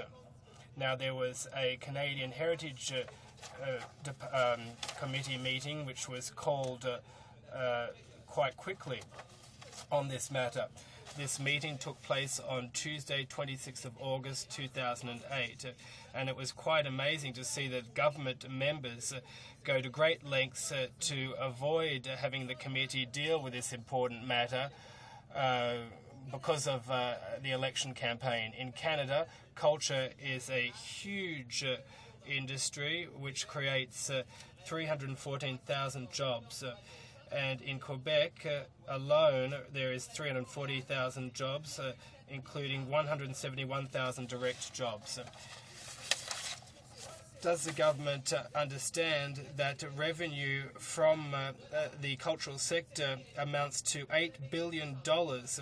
Now, this fact has never been taken into account by the Conservatives. They defend the cutbacks by saying that the programs were ineffective or useless. But no one's seen the documentary evidence of this. Why is the current Canadian Heritage Minister, just like his predecessor, the Minister responsible for Quebec regions, why didn't he table the findings of these evaluations? Unless these evaluations were merely window dressing, an alibi for the Prime Minister's office. And the proof is in the pudding. These strategic evaluations are apparently confidential. Why are they confidential? Well, quite clearly, it was an attempt to hide the benefits of these programs. It was the government's attempt to shut people up on this matter. Now, this government got elected in 2006 by calling for heightened transparency, and so they've got a lot to do on this front, and we're very cynical about them. The government is using the pretext that these programs don't work. So why are they refusing to give any explanations, especially in the current case where the cultural community has been left in a situation, in a terrible plight, such that all events are being destabilised in Quebec, Canada and abroad. You know that when groups get together to put shows on and so on and so forth, it's not done overnight. There are programs that are developed, and sometimes these are developed 2 or 3 years in advance. And it's easy to understand that our population base isn't sufficient to provide for funding for these various works, and so we have to tax in order to get funding for these programs. I said I was outraged by what the government had done, and the entire artistic community was as well. Let's remember the demonstration by the cultural industry on August 27, 2008 in Montreal. This was a spontaneous demonstration. It also led to a coalition which spread to Ontario, the Atlantic provinces, and the West. Quebecers and Canadians expressed their concern about a government that didn't want to listen to them. That is why we, the representatives of the public, have to take our responsibility to speak for these people in this chamber, which guarantees democracy, and pass motion M297. These programs represent an investment of $23 million per year. And we're talking about investments because the economic spin-offs and cultural spin-offs of these programs go well beyond the investment of $23 million. I'd like to give you a few examples which illustrate just how direct assistance to artists can help them create showcases that are often difficult to obtain. Amy Belling from British Columbia got $1,300 to present a short film at the Festival of Rotterdam. It's hardly the billions of dollars given in subsidies to big oil. $15,000 to bring in foreign buyers for the 25th International Film Festival of films on art in Montreal. And they would have the opportunity to sell films worldwide. There's also the Baroque Academy of Montreal, which got $10,000 for 6 concerts in Germany and 1 Mozart concert in Milan. It's not very much given the prestige that Canada gets and given the experience that these musicians are able to obtain. Rather than cuts, the artists of Quebec were hoping for an increase of $300 million in the Arts Council's budget. Over 5 years, the Bloc Québécois, together with the Movement for Arts and Letters of Quebec, has been asking the government for a substantial increase of $300 million in the annual budget of the Arts Council of Canada, which would contribute to improve funding for creators. If they had this increase, the Arts Council could increase the number and the level of individual bursaries or grants to artists as well as to organizations. This would have an effect, a direct effect on the conditions of art within which artists work and on their income, which is often below the poverty line. So, not only has the number of cultural productions, or not only would the number of cultural productions, not only would it have increased, but this would have encouraged increased income for our artists. The Bloc Québécois has been asking this government to really look at the conditions in which our artists live, because it really is a concern to see that so many of them live under the poverty line. Madam Speaker, with respect to this increase of $300 million that they wanted to see go to the Arts Council, why did the Liberals wait till a few days before elections were called in 2005 to announce that they would increase the Arts Council budget by $300 million? I think it's a legitimate question. As for the Conservatives, they limited their increase to the program to $30 million a year.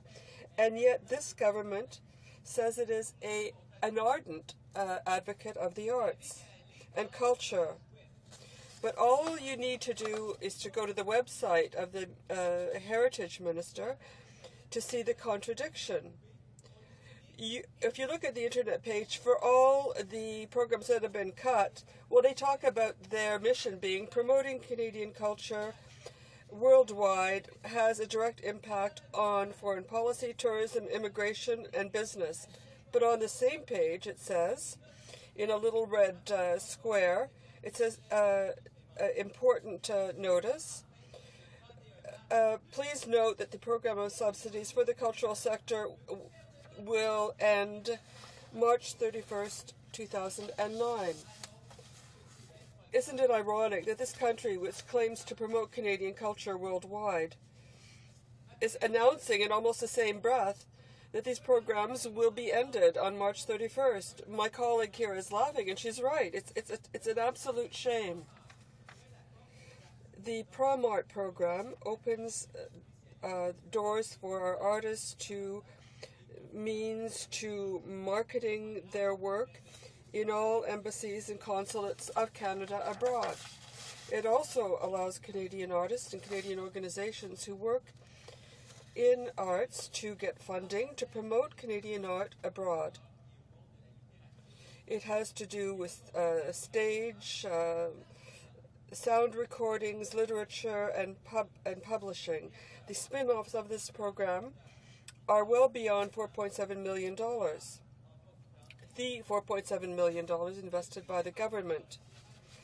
Since the federal government has abandoned these support programs, the Quebec artists are now turning to Quebec's Cultural Affairs Ministry. The increase in demands or requests for help is obliging the Quebec Ministry to make difficult choices. The cuts to the federal program have had a ricochet effect on subsidies in Quebec. And the number of spectators is one of the criteria which should be considered in granting a subsidy. Let's take, for example, a dance troupe called Le Carré des Lombes.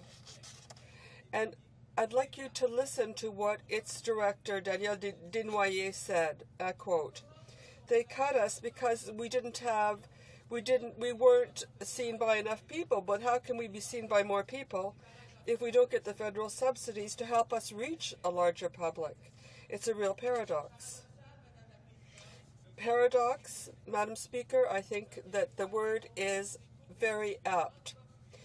The Bloc Québécois has been decrying the cuts that were undertaken without any public debate under false pretext, and saying that the government was losing ground in the cultural field. Well, one of my colleagues said, "Wow." Well, and I'm glad to hear that from a Conservative. Yes, given the threat that the federal government represents for artists, the Bloc Québécois feels that we must, as soon as possible, repatriate to Quebec the entire cultural file. Because this Conservative government couldn't care less about culture, let it say so clearly, and let it leave these responsibilities to Quebec, which will act in the best interest of creators. They cut to the Core Challenges program, programs for women, and now they're trying to muzzle once more a dissenting voice. Artists have to be free thinkers, and therefore they have to be able to enrich our social debates because of their singular vision of things. So it's extremely important to do everything we can to help them. I think all elected members in this House will agree that M297 is for the purpose of this objective. Thank you, Madam Speaker. Questions et commentaires? Questions and comments. The Honourable Member for Repentigny. Thank you, Madam Speaker. I'd like to congratulate my colleague, the member for Verchères les Patriotes, for his excellent speech. He is leading an ardent fight in this area, and that we in the Bloc are also involved with. On a more personal note, before the election campaign, the Conservatives had cut massively in culture, and our colleague has shown that this cut made Quebec artists turn to the Quebec government for their needs. And that's of interest to us because the Conservatives, as my colleague mentioned, couldn't care less about culture, are making massive cuts, and yet they recognize the Quebec nation. So shouldn't they transfer these monies to Quebec so that we can thrive and flourish rather than making cuts and having our art sector die, since that seems to be the Conservatives' objective? The Honourable Member for Verchères les Patriotes. Thank you, Madam Speaker, and I'd also like to thank my colleague, the member for Repentigny, for his question. I think that what he's talking about is subject for a great debate on the subject of culture, and also the recognition, rather fictitious one, by the way, recognition by the Conservatives of the Quebec nation, because since the Conservatives recognize the Quebec nation, all we've seen has been them moving away from what there was consensus about in Quebec. The National Assembly of Quebec asked the government to not impose a single regulatory body for Canadian securities because this was infringing on Quebec's jurisdiction. And they're going forward. Same thing for culture. If you recognize a nation, then you recognize its specific characteristics, and therefore you want to give this nation the means in order to take charge of its own unique character. And this was a sign of openness at the time. The Conservatives were trying to say to Quebecers that they were open to Quebec. And we'd hope that they would respond to the Quebec Minister of Culture. Perhaps they could respond to the Quebec Minister of Culture and transfer to that minister the funds for culture. And I would also like to ask the Minister of Canadian Heritage to pay attention to this request, and also my colleague, the member for Beauport-Limoilou, I'd like her to perhaps ask the minister, and even ask her colleague in a neighboring riding, and other members of Quebec members of the governing party. Ask her to get them on board, because when it comes time to defend Quebec's specific character, it seems that the Quebec members, Conservative members, should help by putting pressure on the government to help give the National Assembly full jurisdiction with regard to culture. But nevertheless, this doesn't take away their duty to help maintain present funding for the programs now existing and programs that go through the Canada Council for the Arts. And, Madam Speaker, this is about getting money to our artists so that they can express their art, rather than the very disagreeable things we're seeing right now, all these cuts. We see dance troupes that have to cancel their tours. So thank you very much to my colleague for his excellent question, which allowed me to, again, deal with my motion. Resuming debate, the Honourable Parliamentary Secretary for the Status of Women. Madam Speaker, I would like to talk about the commitment of this government towards arts and culture. We believe in the inherent value of culture for Canadians and Quebecers. In the 2009 budget, we committed to investing $540 million in art, culture, heritage, and tourist initiatives. This includes $276 million in new funding. You know that there have been impressive initiatives. Each of them creates jobs and strengthens the Canadian economy. Among those, there will be $60 million additional dollars, which will go into cultural infrastructure, and $100 million, which will go towards renowned festivals. These new investments will be added to the money already invested in the arts sector, including $600 million to the film sector through various programs and organizations such as Telefilm Canada and the National Film Board. The Minister of Heritage recently announced an investment of $5 million for the new program of translation and publishing.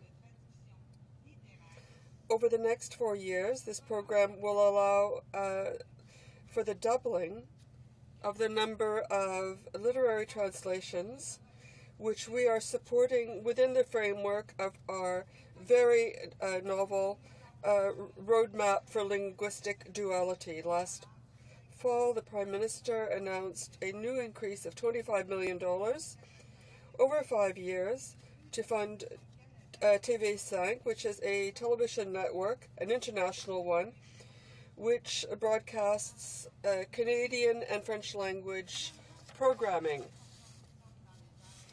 The government is injecting significant amounts of money into culture because it knows just how much the Canadian and Quebec public care about culture.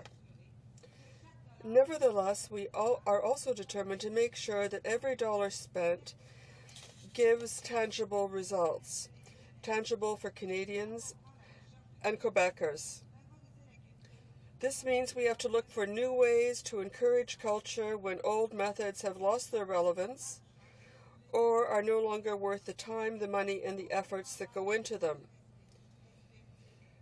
Canadians are not only inspired by art and culture during difficult periods, but they are also one of the key components of the Canadian economy. Madam Speaker, allow me to remind this House that the Conference Board of Canada said that in 2007, the cultural sector contributed $46 billion to the GDP, 3.8% of the GDP. And this is why, in this recession, we should invest generously in arts and cultural industries. We are supporting this sector today in order to build the future and the dreams of the future. And we have to have the future in mind when we go forward. Motion 297 is not a good way to go about helping arts and culture in Canada. It is based, and it has its roots in the past, and has as its purpose reestablishing, restoring programs that are no longer relevant. Motion 297 would not work.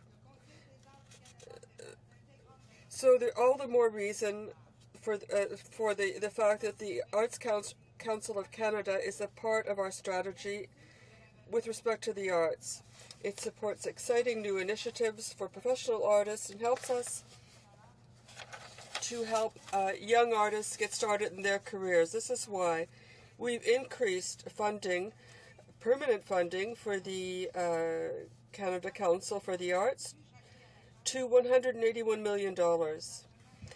This is the most money ever given to the Arts Council by a government. We are determined to ensure the viability of the arts, but we have to make the same choices that Canadians do. We have to make sure that every dollar is spent wisely. We have to optimize our expenditures so that they'll have the greatest effect both here at home and abroad. The present government has an integrated strategy which supports the arts and cultures in Canada. This strategy will allow us to improve arts infrastructure and to develop markets for culture while increasing and augmenting Canada's reputation abroad. I am proud to say that the Minister of Canadian Heritage is working on programs, expenditures which will be in harmony with those of other departments. There will be $40 billion for the Canadian Board of Tourism in order to promote people coming to Canada and spending money here. New funding to the tune of $75 billion will go to Parks Canada to improve historic sites. We're also investing in Canada Builds in order to support infrastructure for sport and leisure. The area of cultural tourism is not the only one to benefit from these investments. Heritage Canada is contributing to arts and culture in a strategic way. With the budget of 2009, we are increasing by $60 million over 2 years funding for the program Cultural Spaces Canada. This money will help cultural establishments in communities with local theatres and will help them improve their buildings. We recognize that artists in Canada have a direct effect on their local economies, just as cultural industries in Canada are a key element in local economies, regional and national economies. This government is proud to support the arts and culture in Canada, and it does so in a very wise way. It does it strategically.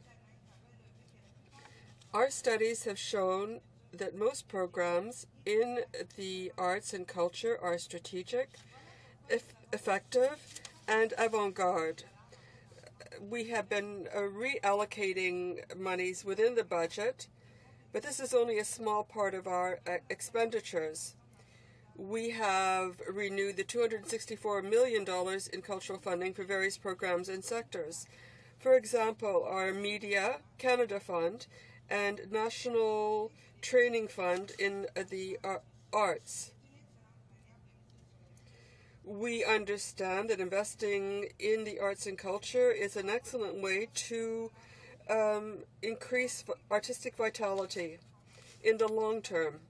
We are increasing by $14 million over 2 years our monies to the National Program for Training in the Arts Sector and bringing their funding up to $20 million.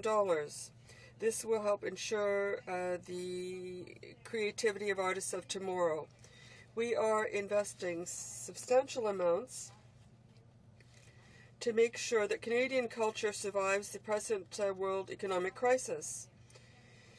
We are giving Canadians and Quebecers the means they need to succeed in Canada and around the world. Thank you, Madam Speaker. Resuming debate, the Honourable Member for Laval-les-Îles. Thank you, Madam Speaker. My colleague's motion asks the Minister of Heritage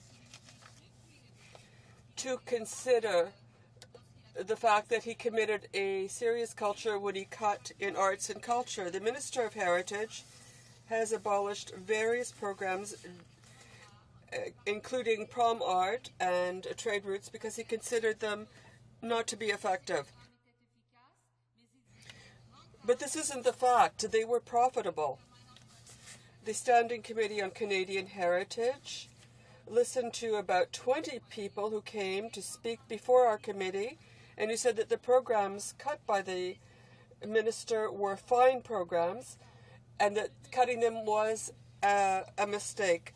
Mr. Jean Lambert, who is a well-known artist, came to testify before the committee and said that the prom art program, the fact that it was being cut, would destabilize the culture of the arts of stage arts. According to Mr. Lambert, the artists had to cut touring for various artists and various theaters because they didn't have the money to move all that they needed for staging, etc. These artists could no longer travel and put on shows abroad. On March 4th, Mr. Pierre Macduff, who is director of the Les Deux Mondes Theatre Company, said that the abolition of the prom art program was incomprehensible. And I quote him, he said, "It took years of effort on the part of artists throughout the province. It took partnerships throughout the country to do what we did, and all this will end with the abolition of the prom art program. Our wish is that the government would immediately inject additional funds into the Arts Council of Canada, since there's no one else to manage prom art. In order that the National Arts Council should be able to intervene immediately to help these people, we're going to lose ground internationally, because things take 2 years of organization before groups can stage their work abroad." He says, if they don't keep this program for theatrical companies like Les Deux Mondes, we won't be able to tour anymore. End of quote.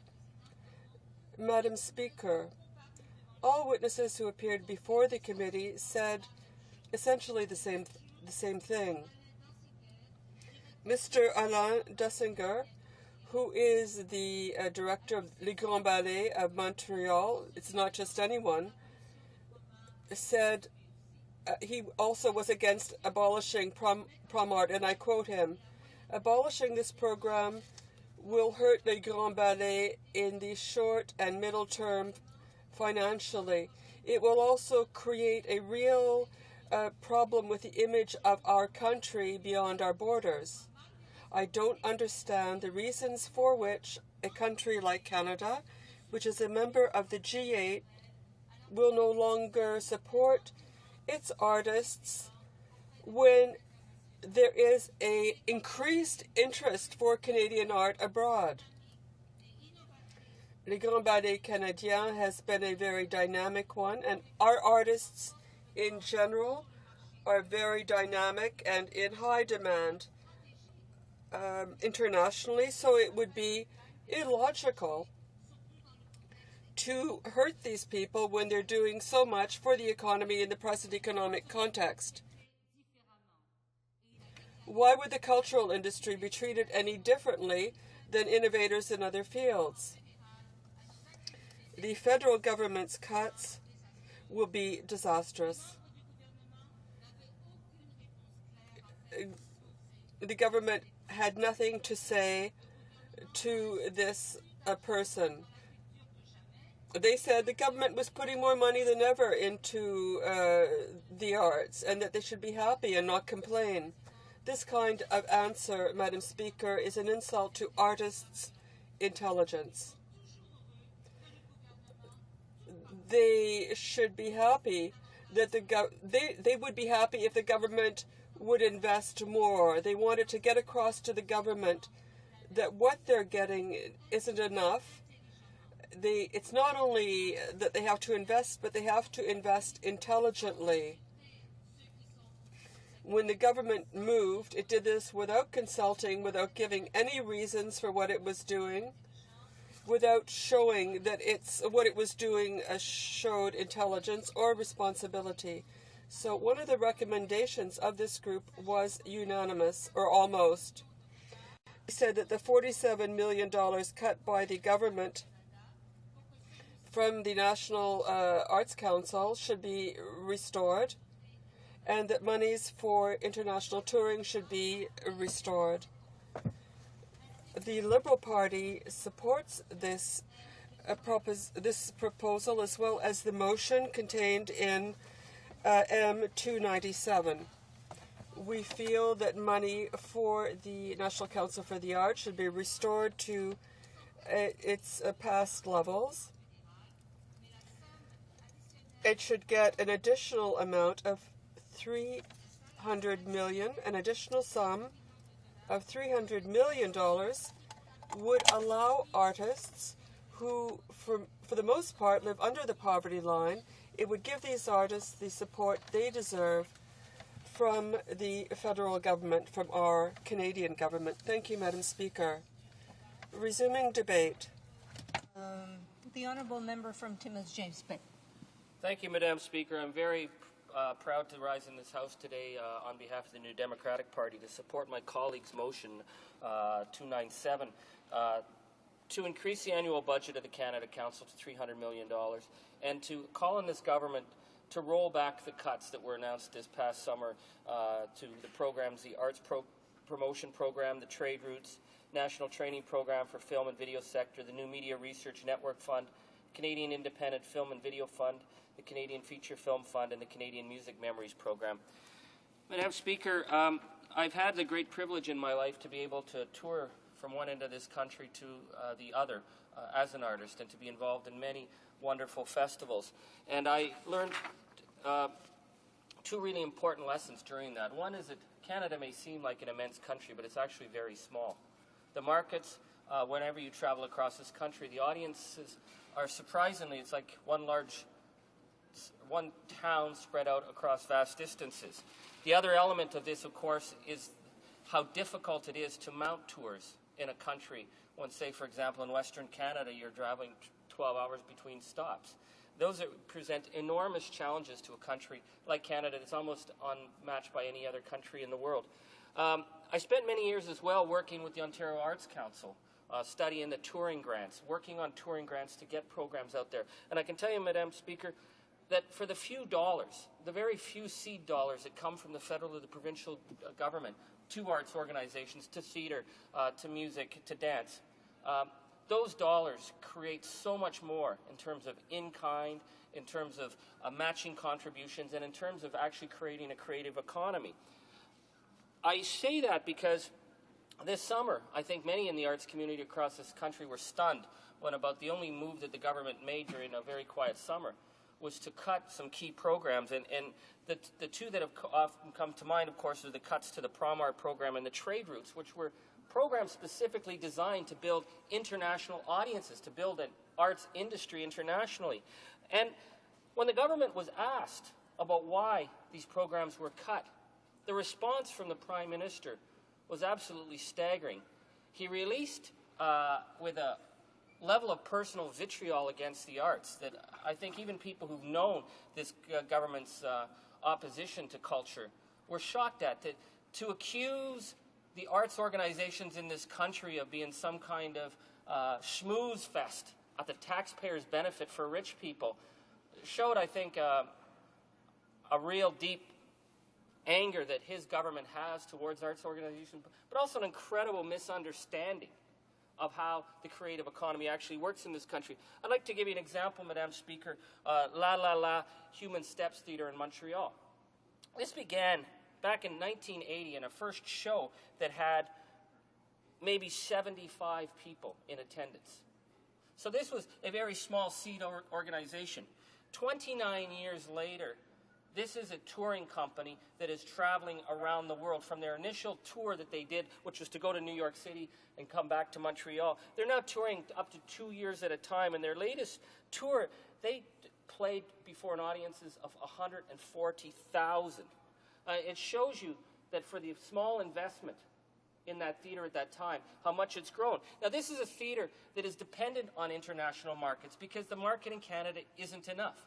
And if you're going to have successful arts organizations in this country, what you do is you build a show that you know that you can tour for a while in Canada, but you need that international organization to develop. It's about building relationships. It's about putting in investment, long-term planning. For one of their tours, they will put 2 to 3 years in advance planning.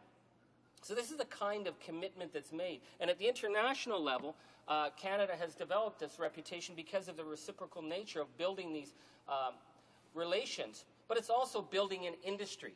It's taking what would have been a small theater production and turning it into something that can actually create a sustainable industry. For example, one of the dancers in their theater company now earns 10 times what was the entire budget for the theater back in 1980. So that shows you what the investment results are. So when the government arbitrarily cut the programs, we were faced with a disastrous situation where years of touring planning has suddenly been put in jeopardy. Mr. Martin Fauché, the president of the Conseil Québécois du Théâtre, said that these cuts will be, quote, a disaster for the international development of Quebec theatre. Alain Paré of the International Exchange of the Performing Arts, he said the results are, and he used again the word disastrous, and he said in particular for 61 professional companies, we have 327 tours that have been compromised, 3,395 shows affected, and over $24 million in losses. That's the immense long-tail loss from short-sighted, short-term ideological positions taken by this government. Because contrary to the Prime Minister's claim that this was some kind of massive tax subsidy for galas, what these programs would do would be to pay the airfare. That's it. Pay the airfare for the artists to get to Europe, pay for the equipment to get over there.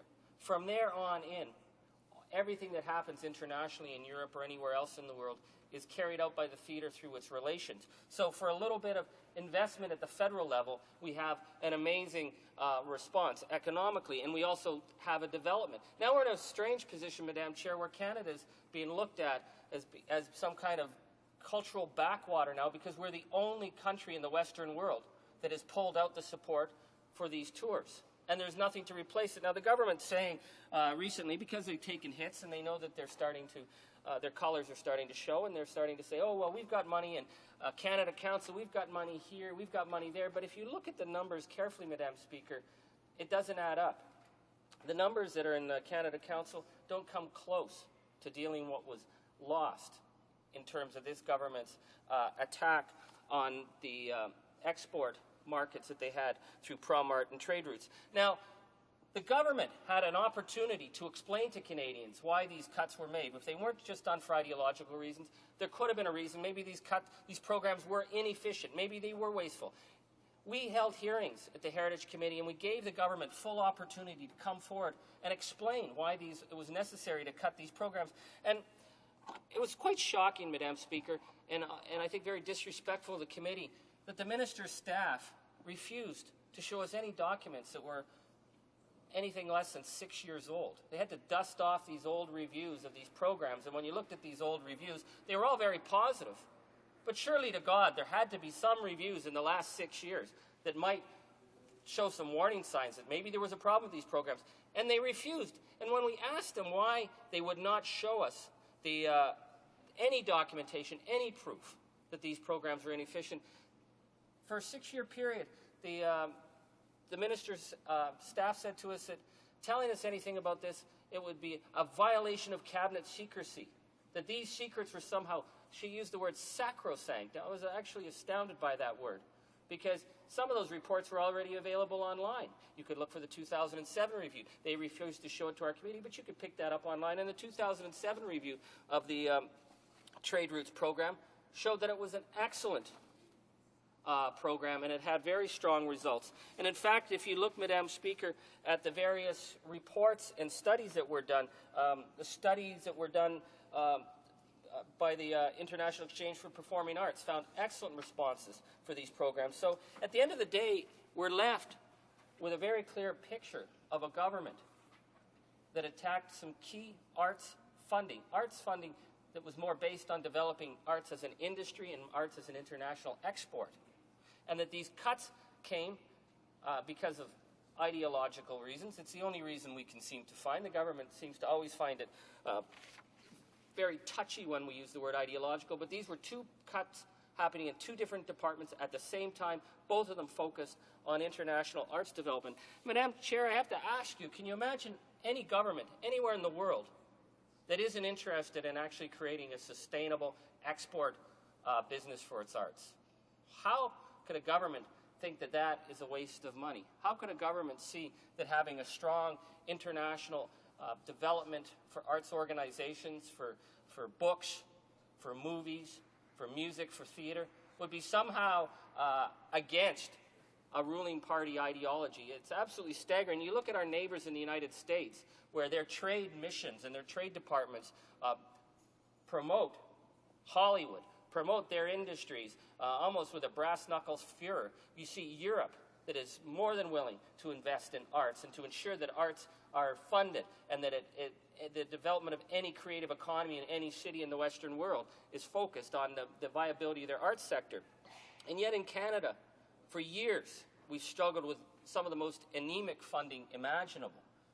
And yet, even with that, we've had such great success with our arts. And yet this government made the decision to attack these programs without being able to provide any viable explanation for their loss, any possible replacement value for having taken this money out.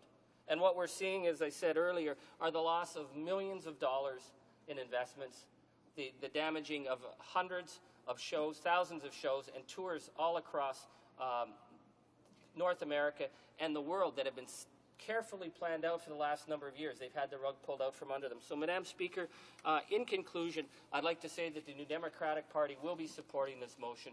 We are calling this government to task for its failure to support the arts and for its attack on our international reputation in terms of artistic development. Resuming debate. The Honourable Member for Laval. Thank you, Madam Speaker. Madam Speaker, I'm pleased to see that finally members of the Liberal Party as well as NDP members and members of the Bloc are seeing the light. I'm pleased to see that we are and we remain the only ones to defend Quebec culture and culture in all its forms. Today you know, I'm 59 years old. When I was born in 1950, there was very little culture in terms of knowledge of Quebec culture. It was poorly known, it was invisible.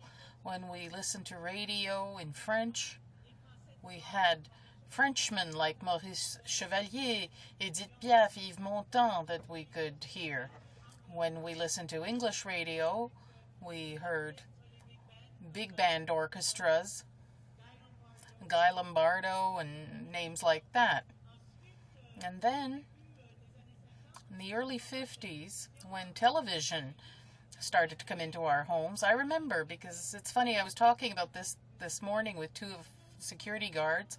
The first TV show I remember was Pierrot Capucine. Well, this was not a cultural program, I can guarantee you that, but as my colleague for Charlebourg-Haute-Saint-Charles would say, it was entertaining. Well, Madam Speaker, after that, in the early 60s, right in the middle of this renewal of Quebec, in the middle of our Renaissance, there was an explosion of Quebec culture, Madam Speaker, in all respects, be it dance, song, rock and roll, theater. We all remember that even someone that our colleague from Limoilou knows, Denise Boucher, who wrote Les Filles ont soif, a play that was so well liked, but at the time was rejected as odious, but is still being performed today by many theater companies because it is still current today. So, Madam Speaker, if our culture developed so much and so well, it's because we dared and we had the means to do so. We took the means to do so. I would say, contrary to my colleague for Beauport-Limoilou, Madam Speaker, that money, subsidies, are not good or bad methods. They're not old-fashioned methods. These are means that we give our artists in order to explore and work on their art to the best of their capacity. Unfortunately, with the advent of the Conservative Party, we've seen that there is not as much importance given to the arts anymore. They want to muzzle women, and now they want to muzzle Quebec culture. Among other things, because Quebec artists are probably the most numerous in suffering the cutbacks of the Conservative government.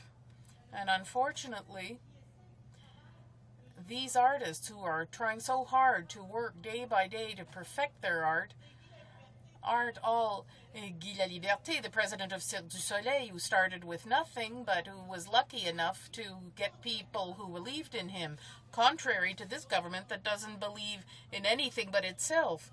He had the opportunity to have people who believed in him in order to export his art, and now he's performing, his company's performing all over the world, Las Vegas, Beijing, everywhere. We see Cirque du Soleil supported because that man was a visionary, contrary to the Conservative government, would simply cut culture rather than give it more money.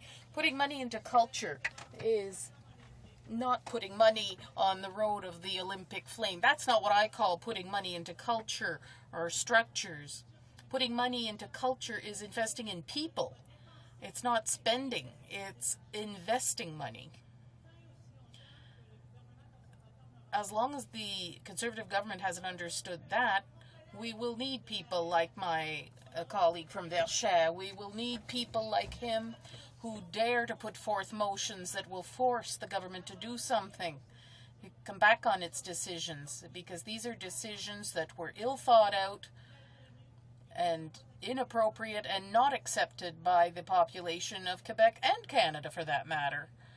Earlier, my colleague was talking about la human steps. That is true. There are so many groups, so many companies, so many individuals that are working very hard every day to have their art better known. But they're having the carpet pulled out from under them. People who've had an opportunity or the privilege to go to other lands, to present their art, to present their shows, to perform. I don't think those people think that that was badly invested money. I don't think that the various programs that were assessed properly. If they had been, we would have seen the results of those evaluations. Since we're not being shown the evaluations, it's because they don't match up with the government's vision. Otherwise, they would have put them right in our faces. Believe me, we know them. Today, more than yesterday, and perhaps a little less than tomorrow. But we could always be surprised. Madam Speaker, I hope that my colleague in this House will all vote for this motion by my colleague, because only through culture that we can grow.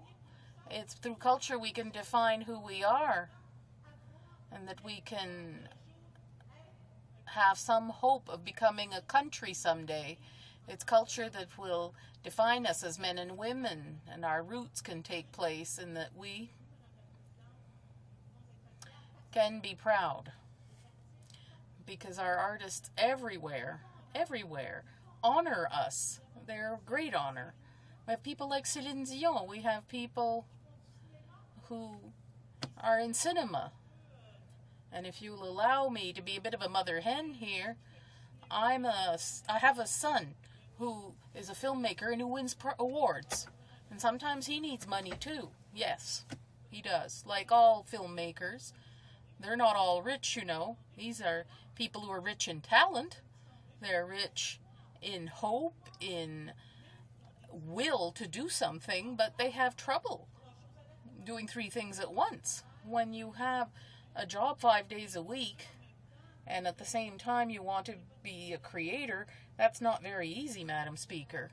When you want to be a father, have children, take care of your family, be some kind of normal person, even if you want to live from your art, it's not always easy before you get well known.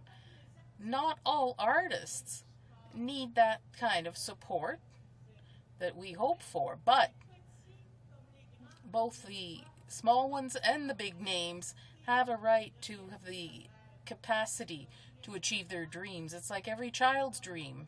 It's like the dreams of any person, regardless of the dream we carry within us.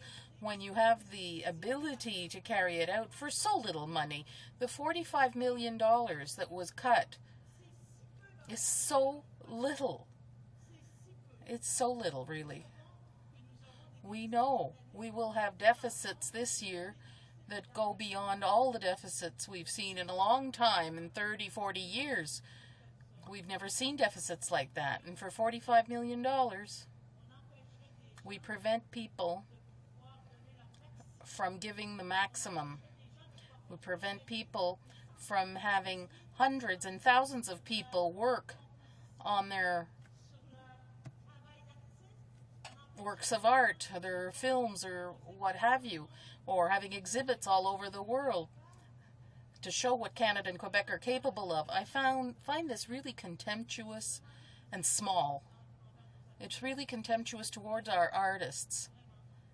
Really. And let me point out to the person who says this doesn't make sense. This was the person shaking his finger this morning. When you point your finger at someone, another finger gets pointed at you. So I'd ask him to look in the mirror before he says anything more. Thank you, Madam Speaker. Resuming debate. I will recognize the honourable member from Ancaster, Dundas, Flamborough, Westdale. Thank you, Madam Speaker. There's been consultations amongst all parties, Madam Speaker, that to move this motion, that notwithstanding any standing order or usual practice of the House, for the sole purpose of considering the motion to concur in the 4th report of the Standing Committee on Foreign Affairs and International Development, standing on the order paper in the name of the member of Davenport, immediately after taking of the deferred recorded divisions scheduled at the expiry of the time provided for government orders on Monday, March 30th, 2009, the House shall revert to the rubric motions under routine proceedings, provided that during this debate, No quorum calls, dilatory motions, or requests for unanimous consent shall be received by the Speaker. And after a member from each recognized party has spoken, provided that members be permitted to split their time as per the provisions of Standing Order 43, the motion shall be deemed adopted. Does the honourable member have the unanimous consent of the House to move this motion? D'accord? Agreed? Agreed. In terms of the motion, is it the pleasure of the House to adopt the motion? Carried. The Honourable Parliamentary Secretary. Well, thank you, Madam Speaker. And I do want to thank my colleague from across the aisle for presenting this motion to the House. I certainly always welcome, and we all welcome, an opportunity to stand in this place and inform our colleagues and all Canadians about the government's record level of support for arts and support for culture. We're proud to support Canada's artists, and the actions of this government prove exactly that. The Canada Council for the Arts supports the work of individual artists and cultural organizations, and this government is very supportive of the work they're doing. In fact, that's why the government has made the decision to increase funding to the CCA by $30 million, which is a record level of funding, Madam Speaker. We've clearly demonstrated our support for the arts community with this investment. We're proud of the results they are achieving, and they've earned this investment. But, Madam Speaker, our support does not end there. In 2008 and 2009, we invested a record $2.3 billion in arts and culture programs through the Department of Canadian Heritage. And we heard the Minister of Heritage speak to that exact point time and time again during question period today. The programs through the Department and the related Crown Corporation and agencies and boards have been very, very productive on behalf of Canadians. We've announced a series of new investments that will directly support the arts, culture, and heritage. Mr. Speaker, Madam Speaker, we will continue to make the wise investments that we have been making, and we will continue to do so in the fiscally responsible manner that Canadians expect from this government.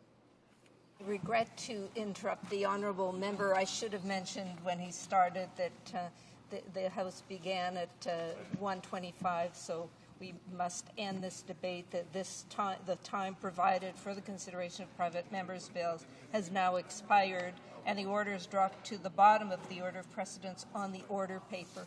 But he will have the time to when this debate resumes.